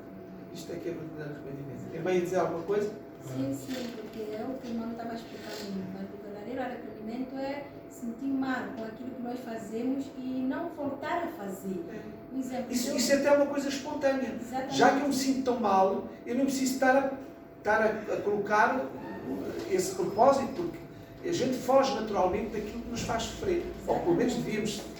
E abandonar aquilo e nunca mais pensar em fazer. Isso é o verdadeiro arrependimento. Agora, quando nós arrependemos... E isso já são frutos de arrependimento. Exatamente. A pessoa agora, fazia, deixou de fazer. E a gente comete um erro, a gente vai ao pé de Cristo e ora, pede: Senhor, eu errei, me perdoa aqui. Mas amanhã eu volto a fazer o mesmo pecado. Por isso então devemos pedir também o arrependimento. Senhor, dá-me essa tristeza. Exatamente. Para que eu não volte a pecar contra ti. Sente-se mal, chora, se revoltado. É uma angústia. Eu reconheço que eu errei perante um Criador. E então eu fico amargurada com isso, sinto triste no coração, minha alma chora. Isso. Então não vamos querer lá voltar. Exatamente. Mas estar arrependido não significa que você não volta a cometer. Não, você volta a cometer como pecador que você é. Você é fraco a cair, mas colocando Cristo em primeiro lugar, ele ajuda você, capacita você a você não cair. Quando nós colocamos Deus abaixo, aí sim, nós somos fracos em cair em tentação. Mas quando Ele está em cima, Ele está em primeiro lugar da nossa vida, Ele nos orienta e nos capacita a afastar daquilo que é errado e não cair naquilo que é errado. Estou por saber, mas a coisa que eu queria corrigir é, imagine alguém que consumia bebida alcoólica, arrependeu-se, deixou de beber. Não significa que um dia, se aquela pessoa voltar a cair no pecado, é porque não tinha arrependido. É porque não arrependeu profundamente. Não. Arrependimento. Vamos lá. Não fazer já é o arrependimento. O desejo de não fazer. Sim, é. Porque Deus conhece bem as nossas intenções. O que queremos fazer, às vezes, não é isso que nós... desculpa. Não, Ok. Eu estava a dizer que o desejo de não fazer, eu me sinto tão mal as coisas más que eu estou a fazer, e eu não pretendo mais fazer. Agora eu vou pedir a Deus, vou pedir a Jesus para me ajudar para não fazer, porque eu tenho esse desejo de não voltar lá. Agora, se eu voltar, eu vou me sentir mais mal. Vou dobrar de novo o joelho e vou conseguir. Exato. O que é que eu te queria dizer? Bom, muitas vezes podemos cair no chão, gritando de que nós... Quem conhece arrependimento é Deus. Basta nós começarmos a falar, Deus já sabe se nós estamos arrependidos. Aliás, nós nem precisamos de falar. Exatamente. É? Exatamente. Deus já sabe. Porque não é nem gritar, nem ficar, não, eu vou desmaiar, não, eu vou morrer. Não, irmãos, vamos lá ver. Nós até nos podemos enganar a nós mesmos. Exatamente. Deus não Vamos engana. lá ver as coisas. Quer dizer, muitas vezes quando nós queremos apegar uma coisa, não é assim o procedimento de Deus. Deus é tão amoroso, tão tudo, que não precisamos matar a nós si mesmo para falar, não, eu vou arrepender. Não. Basta nós começamos a falar, Deus já sabe. Ou ficamos calados, Deus já sabe, porque Deus conhece o dentro. Quem processa o nosso pensamento é quem? É. Agora eu não vou ficar gritando no meu quarto de que eu estou arrependido. Não precisa disso. O que Deus precisa é quem? Olha, Deus, eu sou pecador. Reconhece. Eu sou pecador. Não posso fazer nada. O meu arrependimento, a minha palavra para ti é como se fosse nada. Faça-me mudar. Da minha forma de fazer, da minha forma de ver, tudo mudar. Reconhecer o que eu sou. Mas muda, Deus, você é que é culpado. Se me dava isso, é verdade. Deixem-me dizer-vos o seguinte: efetivamente o arrependimento não é uma garantia de que não voltamos a pecar. Mas eu posso-vos garantir que o verdadeiro arrependimento é um obstáculo para quando a pessoa estiver novamente debaixo de tentação, ela até pode voltar a cair, mas vai ser mais difícil. Ela vai se lembrar da angústia, do sofrimento, da amargura que passou, e vai ser mais difícil. Pode cair novamente? Pode. E pode se arrepender novamente? Pode. Cada vez vai ser mais difícil. A pessoa que verdadeiramente se arrepende vai ter cada vez mais dificuldades em cair naquela geração. E vai criando como que uma proteção, uma estrutura contra aquela tentação. Ela já sofreu tanto com aquele pecado que ela vai, com Deus, ela vai acabar por conseguir ultrapassar isso. Temos que crer nisto e ter esta fé, esta confiança, que é assim que Deus faz. Muito bem. Mais qualificação. O exame de candidatos. Tornar-se membro da Igreja envolve dar um passo espiritual por parte do membro. Não se trata apenas de ter o nome anotado nos livros da Igreja. Aqueles que ministram o batismo estão sob a responsabilidade de decidir quanto ao preparo dos candidatos para o Sagrado Rito. Ou seja, no ato do batismo, nós bem sabemos, está ali, temos um voto batismal. Ele é lido calmamente e os candidatos, em sinceridade, não é? Em sinceridade devem responder. Não é?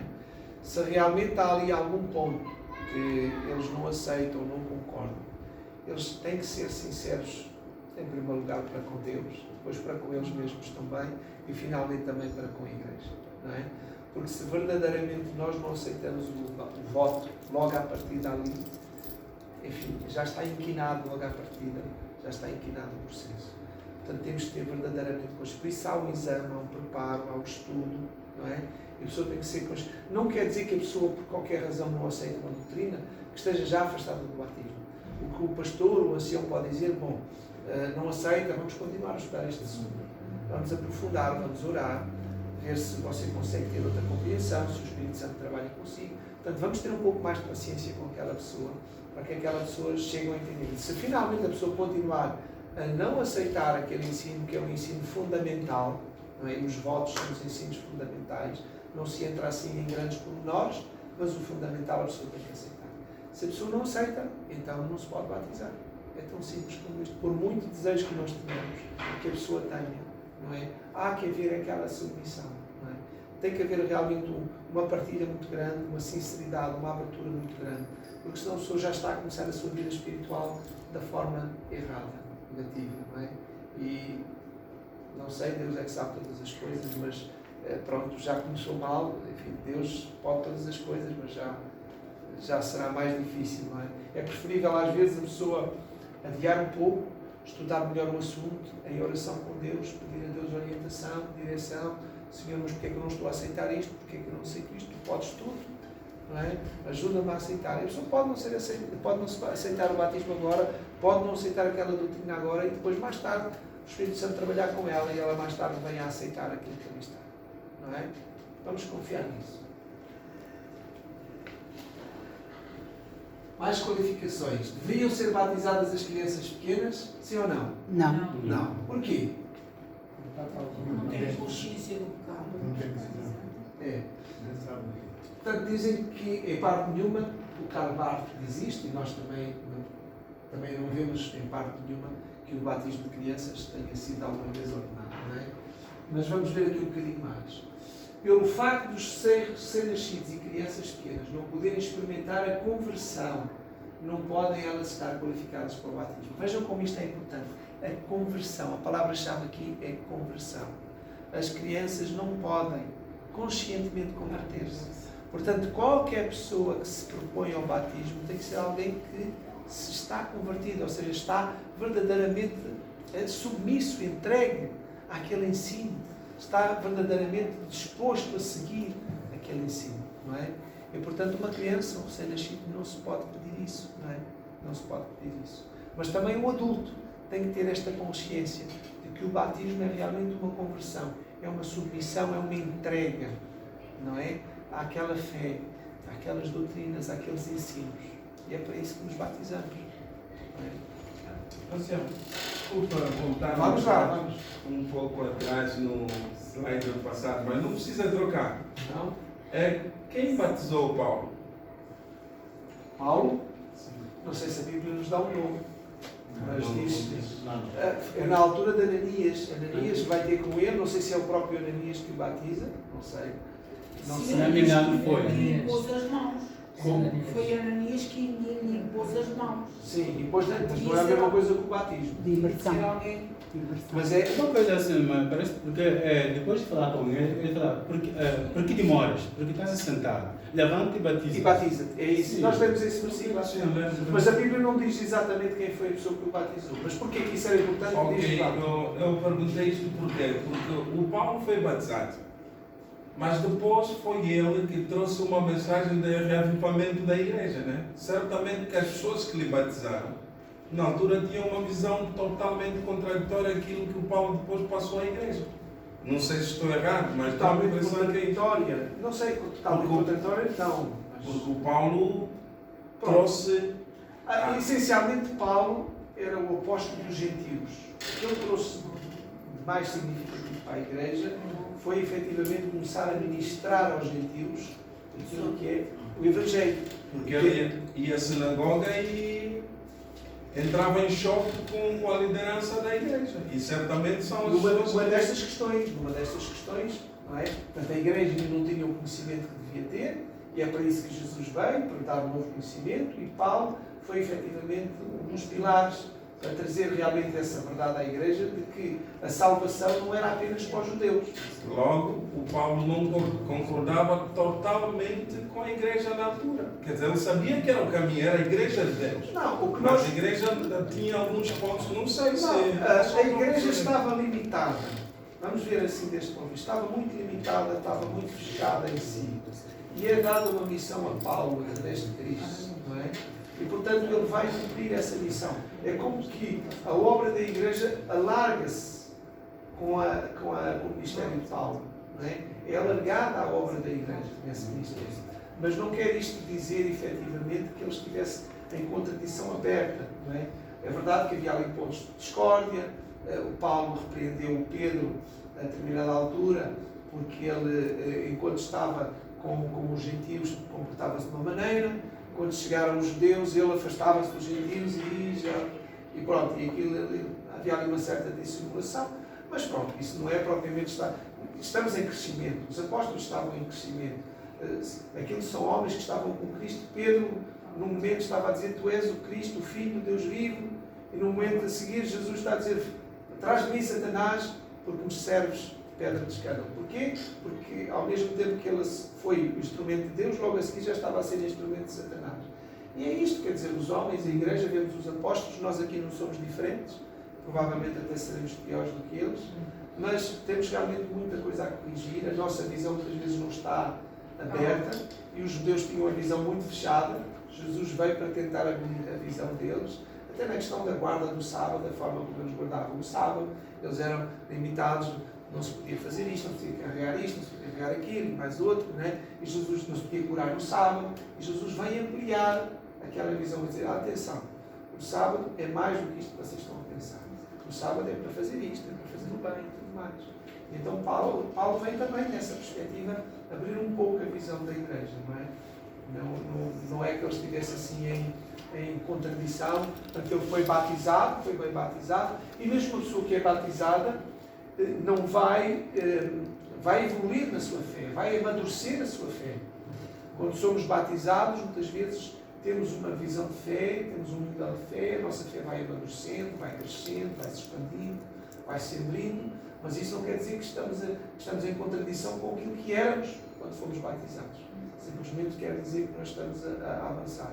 E deixem-me dizer-vos, quando nós estivermos no céu e nos for mostrada toda a nossa vida, como é que nós fizemos desde o início, nós vamos olhar e certamente alguns autores vamos para a mão na cabeça: como é que eu disse aquilo, como é que eu fiz isto, como é que eu fiz aquilo, não é?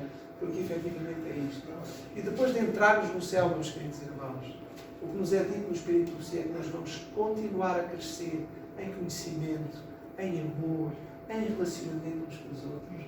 Já estamos no céu e não estamos prontos, estamos continuando a evoluir e a crescer. Isso não é contradição, é evolução. É evolução em direção a Deus, à santidade, não é? Ao conhecimento de Deus em relação ao amor. Não é? Portanto, é muito natural que nós entremos na igreja de uma maneira e ao longo dos anos vamos crescendo, vamos evoluindo, porque é assim que vai ser no céu. Vamos entrar de uma maneira e não vamos continuar da mesma maneira que entramos. Vamos continuar a evoluir e crescer. Quando Paulo começou o ministério, o trabalho que ele viajava, ele batizava-se e usava as pessoas. Paulo, a determinada altura, diz que, ele começa por dizer que não a ninguém batizava, mas que depois diz que se lembrou que batizou Troade e a família não sei de quem. Normalmente ele não batizava. Quando ele está em circuncisão, de quê? Da circuncisão. Não, a circuncisão ficou lá atrás no Antigo Testamento. No Novo Testamento, a circuncisão é substituída pelo batismo. Acabámos de ver agora aqui no slide que fala disso. Portanto, a circuncisão naquela altura de Abraão era uma aliança que faziam com Deus para se firmarem. Olha, os que são do povo de Deus vão se circundar e aquilo é o sinal em como fazem parte do povo de Deus. Agora não, agora o sinal, a aliança, o compromisso é realmente o batismo. Portanto, a circuncisão está completamente ultrapassada. Além do mais, a circuncisão é feita aos bebés no 8º dia, não era às pessoas adultas. Pois, eu já vi, eu por acaso tive conhecimento de um adulto que achou que podia fazer e fez. Está bem? Pronto, mas isso, enfim, é a ideia de cada um. Mas é verdade, sim. Era o bebê no 8º dia, sim, senhor. E Moisés foi chamado sanguinário pela sua esposa por causa disso. Ok. Muito bem. Qualificações. Deviam ser batizadas as crianças pequenas? Outra pergunta. Os indivíduos podem ser batizados sempre que, vamos ver, primeiro, tenham idade suficiente para compreender o significado do batismo. Isto é variável. Há crianças mais maduras e menos maduras. Portanto, poderá haver uma criança que seja batizada aos 12 anos, outra que seja aos 14, 15, já por aí fora. Tudo depende da maturidade. Tudo isto tem que ser avaliado com a postura da criança, com a forma como ela se comporta, tudo isso. Depois, tenham-se rendido a Cristo e estejam convertidos, não é? Portanto, estejam realmente convertidos, consagrados ao Senhor, não é? É isto que é preciso para as crianças, que realmente elas estejam convertidas. Falávamos há bocado da conversão.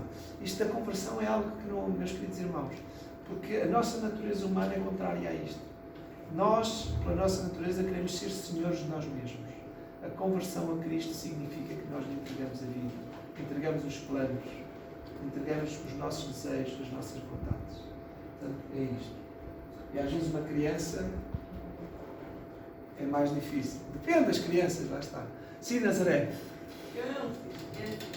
Eu pessoalmente vou a Deus porque sei que Ele sabe mais do que eu e me ama. Claro. Ou seja, eu mesma, a orar, peço-lhe Ele conhecer o que é que eu vou fazer. Porque Ele sabe melhor e porque eu confio no seu amor. Correto.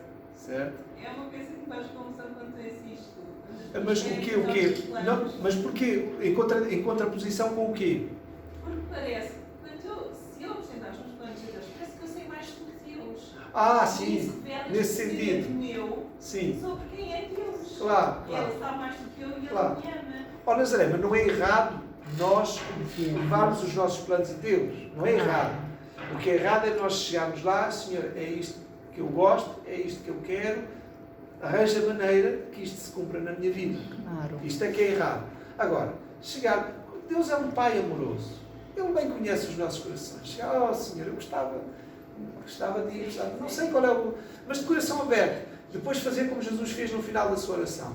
No entanto, não se faça a minha, mas a tua vontade. Exato. Portanto, nada de errado. Jesus também em aflição, não é porque ele era homem como nós, sentia dores e aflição como nós. Ele em aflição disse, Pai, se possível, passa de mim este cálice. Claro, era o desejo dele. Era o desejo dele.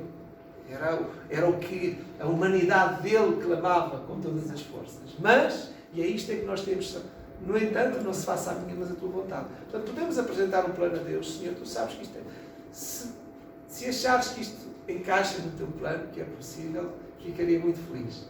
Se não, faça-se a tua vontade e já agora, concede-me que eu também seja feliz com aquilo que é a tua vontade. Que até isso Deus pode fazer. Mas, sim, porque quando nós consideramos Deus como meu amigo, a intimidade. Exatamente. É claro, atenção com esta intimidade, atenção, com nós Deferência. Deus com Deferência. reverência e deferência.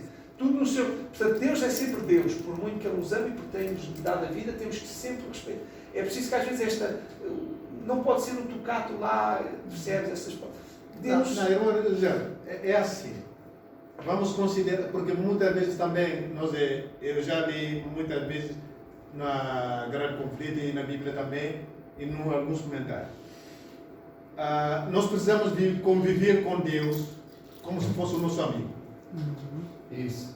Ok? Isso. Porque ali que leva a tragédia. Quando nós colocamos Deus até no último ponto, que até para falar, não, é Deus, eu não posso. Quer dizer, cuidado. Nunca mais vamos arrepender. Nunca vamos ter uma vida de paz com Deus. Porque quando nós colocamos Deus como se fosse, é Deus, claro. Mas também devemos ter o quê? Porque Deus é amor. O primeiro factor que devemos saber. Deus é amor. Ele ignora muitas coisas, senão ninguém vai ser salvo. O que? Vamos ser amigos. É como nós conversamos com o nosso amigo. Oh Deus, você é o meu pai. Tu é o meu amigo. Eu tenho esse problema. Faça-me. Eu quero. Agora, se tu achaste de que esse aqui é o fator principal, é muito importante para ti, no futuro vai me dar uma vida melhor, faça isso. Se não, ali que entra, faça a sua vontade. Isso. Mas isso, Mas também isso tu estás para a não dizer ser é tão um ponto arrogante dessa essencial. forma. Exatamente. O ponto essencial para nós entregarmos a Deus é mesmo isso. É nós sabemos que Ele é um Deus de amor, que Ele sabe o melhor para nós e que quer verdadeiramente o melhor para nós. Ok? E se nós tivermos essa certeza absoluta, isto tem que se gerar uma relação de confiança. Então nós aí vamos ter realmente a força que precisamos para colocar a nossa vontade de parte, porque confiamos em Deus. Sabemos que Ele é omnisciente, omnipotente e omnipresente, está em todo lugar. E sabemos que efetivamente Ele vai escolher o melhor para nós, ainda que seja contrário à nossa vontade. Esse é o ponto de partida. Deus é um Deus de amor. Agora, é assim, sendo um Deus de amor, Ele, e sabe muito bem que se Ele tolerar em nós algum caminho mau, Ele sabe que mais tarde ou mais cedo aquilo vai trazer sofrimento. Por amor é que Ele não vai tolerar qualquer mau caminho que nós tenhamos. Qualquer má vontade que nós tenhamos, Ele não pode tolerar. Porque nos ama demasiado para isso. Sim, sim. Bem, por exemplo, uma experiência pessoal que eu vivi, se imaginando, por exemplo, quando uma criança, nesse caso, eu conheci a igreja quando eu tinha uns 13 anos. A minha família não é da igreja, mas tive contato com a igreja. Se eu chegar na igreja e vi pela primeira vez um pastor a orar para Deus, ia lá com olhos fechados. Quando eu volto para casa, eu vou fazer a mesma coisa, vou tentar orar para Deus. Só que eu vou tentar orar exatamente como uma pessoa ora na igreja. Mas às vezes também isso complica às vezes.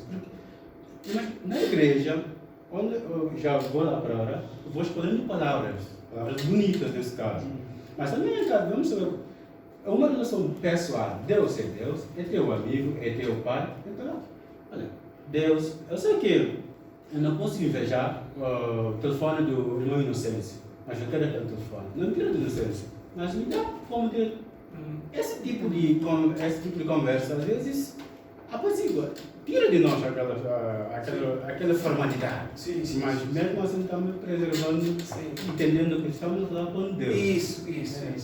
É verdade, isso é importante também. Ou seja, no mesmo tempo em que nós devemos dispor abertamente o nosso coração para Deus. Assim. Se nós desejamos ter um telefone igual ao do irmão Inocêncio, vamos dizer a Deus abertamente.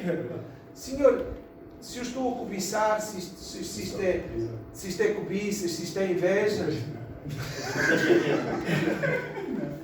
se isto é cobiça, se isto é inveja, ajuda-me. Mostra-me que eu estou a pecar. Não é? Mas se não, se tu achas que este telefone até de alguma forma vai servir para me ajudar nas minhas funções no trabalho, na igreja, aqui e ali, então concede-me esse telefone. Há que haver realmente esta intimidade, esta vontade com Deus. Ou seja, Deus não gosta de formalismos, frio formalismo. Aquela coisa de pessoa só seguir aquilo que está formal e não ser uma pessoa sincera e aberta. Isso não agrada. Nem conseguimos chegar perto de Deus com todo esse formalismo. Mas é isso, irmão. Sim, abrir o coração para Deus com todo o respeito, com toda a reverência. Aprender isso, não é? Eu queria dizer algo.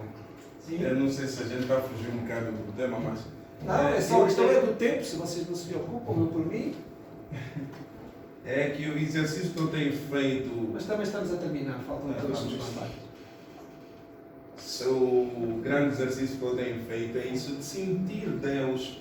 É aquilo que o irmão estava a fazer, essa intimidade. Porque muitas das vezes nós falamos aquilo, nós falamos de Deus como um hábito, porque a gente já vem falando, sabemos que existe um Deus, maior.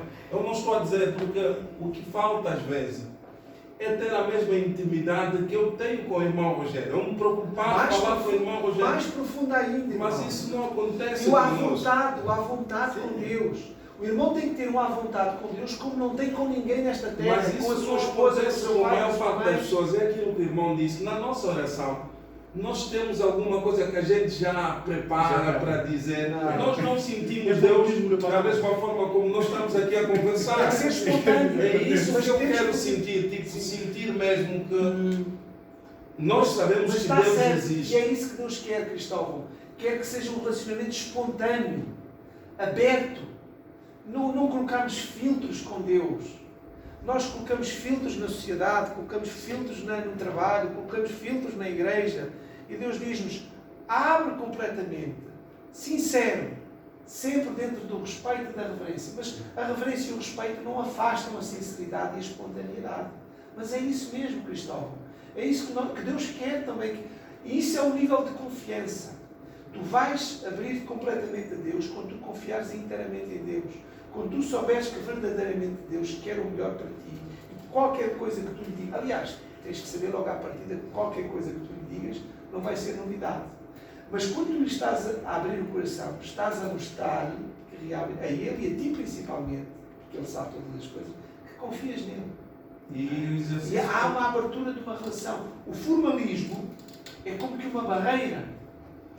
E és tu mesmo que estás a abrir essa barreira ao teu relacionamento com Deus. Porque às vezes é aquilo que eu acho que nós acabamos por mentir a nós mesmos. Porque a gente na rua passa por pessoas com necessidade, passa por pessoas. Nós não conseguimos implantar este amor no dia a dia. Muitas vezes tu até podes dar uma moeda, mas é a menor moeda que tu tens. E a Bíblia diz, se tu não amas aquele que tu estás a ver, como é que tu vais amar aquele que você não vê, você só ouve dizer, só imagina. Então muitas vezes eu sinto um engano a nós mesmos. Nós precisamos exercitar isso ao ponto de nós conseguirmos, porque começa entre nós, próximos, né? Pessoas na rua, alguém que você não conhece, que você tenha. Quando nós conseguirmos sentir essa piedade aqui entre nós, que estamos a nos ver, é que nós conseguimos aquele amor a Deus, porque senão, às vezes, nós estamos mesmo a mentir. Eu, pelo menos, ainda tenho lutado muito para sentir Deus. Eu sei que Deus é real, mas chegar mais próximo a Deus, como o irmão está a dizer, precisamos melhorar. Mas é uma caminhada e continuar nessa caminhada. Já teres esse desejo é um primeiro passo. Não, mas é tão fácil, irmão. Isso já aconteceu comigo. Antes da minha operação, era a segunda vez que eu senti presença de Deus. Acredita nisso? Olha essa brincadeira. É testemunho sobre isso. Quando eu estava num estado de quadro de coma. Olha, esse 10 mandamentos para mim agora é real. Mas mais real é o amor que eu senti. É a presença de Deus que eu senti. Porque eu era obreiro, 12 anos. Mas eu pregava tudo. Mas chegava e não tinha paz. Não, como se fosse nada. Mas eu precisava de alguém. Quem é? Era Deus mesmo. Vivia com Deus. Porque eu ficava assim tão santo. Mas no dia que Deus disse, olha, Inocêncio, não pode ser assim. Abre comigo. Tem que me abraçar. É isso. Eu abraço esse jovem. Não é casado, né? Mas eu prefiro abraçar o ser humano. Por quê? Porque eu estou convivendo com ele. E Deus? Não, eu abracei Deus, querido. Aqui, antes de eu ser operado, naquele dia, estava com a Bíblia na Salmos 27. Eu estava a chorar. Disseram, a doutora disse, olha, Inocêncio, não chora. Onde está a sua família? Não está. Por quê?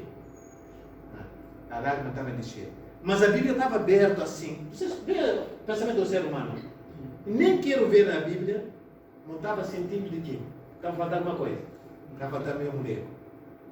Mas onde está Deus? Deus estava aí, na cabeceira da cama, comigo. Não, Deus estava.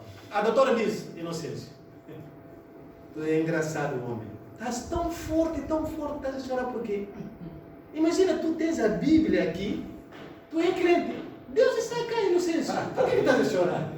Acredita naquela hora, o próprio médico. Como é que Deus enviou uma mensagem ali? Imagina, eu com a mensagem, nem quero ver. Eu precisava de quê? Da minha mulher. Porque é um hábito. Ser humano sempre nós queremos toda hora ser abraçado. Okay. Então, a doutora disse, não, para de chorar, tu é um homem forte. Tu tens a Bíblia aberta. O médico disse, vamos lá ver se vai ficar bom ou vou ficar uma vez. A doutora disse, não sei isso. Não dá ouvido o que o médico disse. Ela vai fazer a operação. Mas sabe de que essa que tu tens aqui, isso me ajudou muito. Porque eu somente vou participar dessa operação.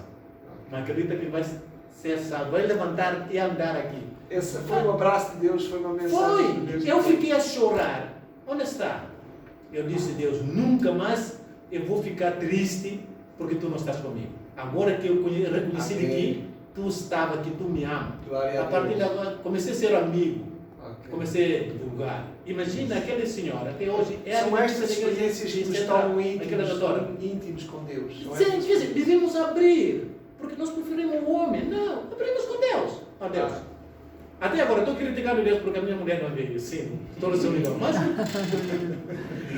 Mas tem que ser. Eu tenho que brigar com ele e estamos juntos mesmo, irmão.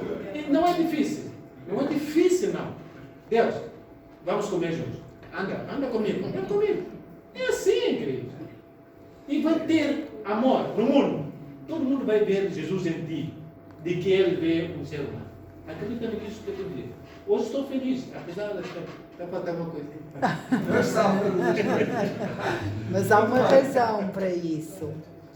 Bom, mais qualificações.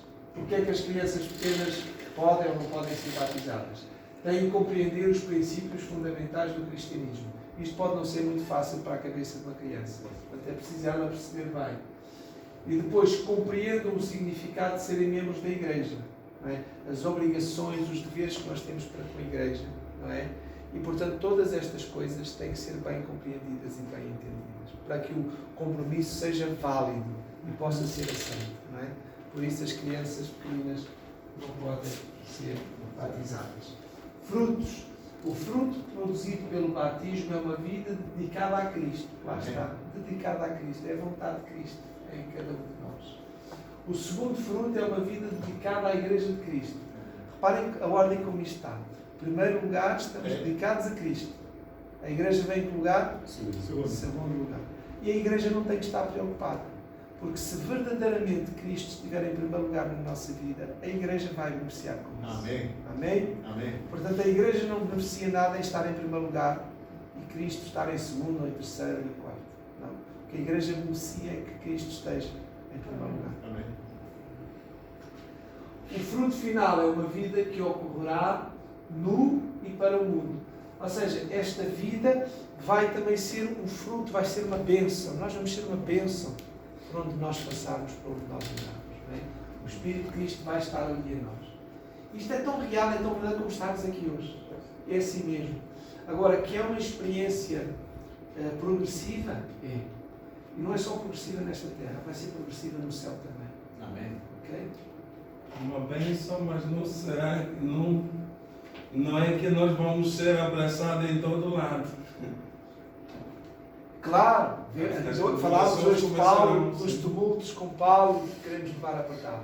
Mas acaba por ser uma bênção, porque é assim, mesmo aqueles que seguem os caminhos do mundo, também não são abraçados pelo mundo. Os que andam, né? Também têm conflitos, também têm. E depois é outra coisa, são muitas vezes rejeitados e não têm apoio de ninguém. Nós somos rejeitados pelo mundo, mas temos o apoio de Cristo. Amém? Frutos. É verdade que aqueles que foram batizados devem ser considerados cidadãos do céu, pela fé. Filipenses 3:20. Vamos terminar com este versículo, é o último slide. Considerados cidadãos. Nós aqui consideramos cidadãos do céu? Há aqui alguém que se considere cidadão do céu? Sim. Amém? Amém.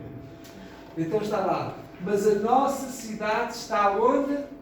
Nos céus. Finalmente vai descer também a esta terra. Não é? De onde também esperamos o Salvador, o Senhor Jesus Cristo. Amém? Portanto, nós somos cidadãos do céu, pertencemos ao céu, não pertencemos a esta terra. Mas nós fomos chamados para fora do mundo, tão somente com o objetivo de sermos treinados dentro do corpo de Cristo e depois retornarmos para o mundo como servos. Porque no fundo é isto. Jesus disse: não te peço que os tires do mundo, mas que os livres do mal. Não é? A oração de Jesus em João 17. É isso que foi pedido. Não somente com o objetivo de sermos treinados dentro do corpo de Cristo e depois retornarmos para o mundo como servos, participantes no ministério salvador de Cristo. Portanto, nós participamos, somos uma pequena parte. É isso que nos faz felizes e preenchidos aqui nesta terra. Não há maior trabalho nesta terra que seja o trabalho para Cristo. O trabalho de Cristo. Este é o maior trabalho. Acreditem, meus queridos irmãos, que é o dia que eu me sinto mais realizado durante toda a semana, que é o sábado. Amém. Amém? Este é o melhor trabalho que eu posso fazer, embora eu possa fazer muita coisa durante a semana, isto não se compara. Amém? Amém. Louvado seja o Senhor e bendito seja o seu santo nome. Amém. Ok. Alguém quer fazer mais algum comentário? Acrescentar mais alguma coisa a esta questão do batismo? Muito bem. Vamos então levantar-nos e vou pedir a alguém que sinta esse desejo de dar graças a Deus por esta reunião. Bondoso Pai que está nos céus, nós queremos agradecer nesse momento. Amém, Pai. Obrigado porque a Tua presença está hoje e agora no nosso meio. Glória a Ti, Senhor. Deus Pai, nós somos pecadores, É verdade, Senhor. indignos, que não merecem nenhum perdão, mas por causa do Teu santo amor. Viesse esse mundo e morresse no cruz. Eu a proteger-te. Cuspi, fez tudo, mas ainda Tu é um amor. Estás a nos perdoar, estás a nos purificar. Continua a nos purificar, continua a nos limpar dessa impureza no nosso coração. Dá-nos a paz. Transforma-nos. Leva-nos para a nossa casa com amor e com alegria. Assim seja. Faça o mundo ver a Ti em nós. Amém. E faça que nós possamos ser o servidor, Amém. para que um dia temos aquela vitória final no céu. Amém. Muito obrigado por essa mensagem. Leva-nos para a nossa casa. Dá mais força, capacidade. Está com toda a família aqui representada. E as crianças dessa igreja. E do mundo. E da sociedade que cada dia, cada hora está na perseguição, ameaça, guerra. Pai Santo, protege. Abre os olhos deles para que um dia eles possam reconhecer a Ti e aceitar a necessidade de nós. Tudo te pedimos, em nome de Jesus. Amém. Amém. Graças a Deus. Amém. Muito obrigado, irmão.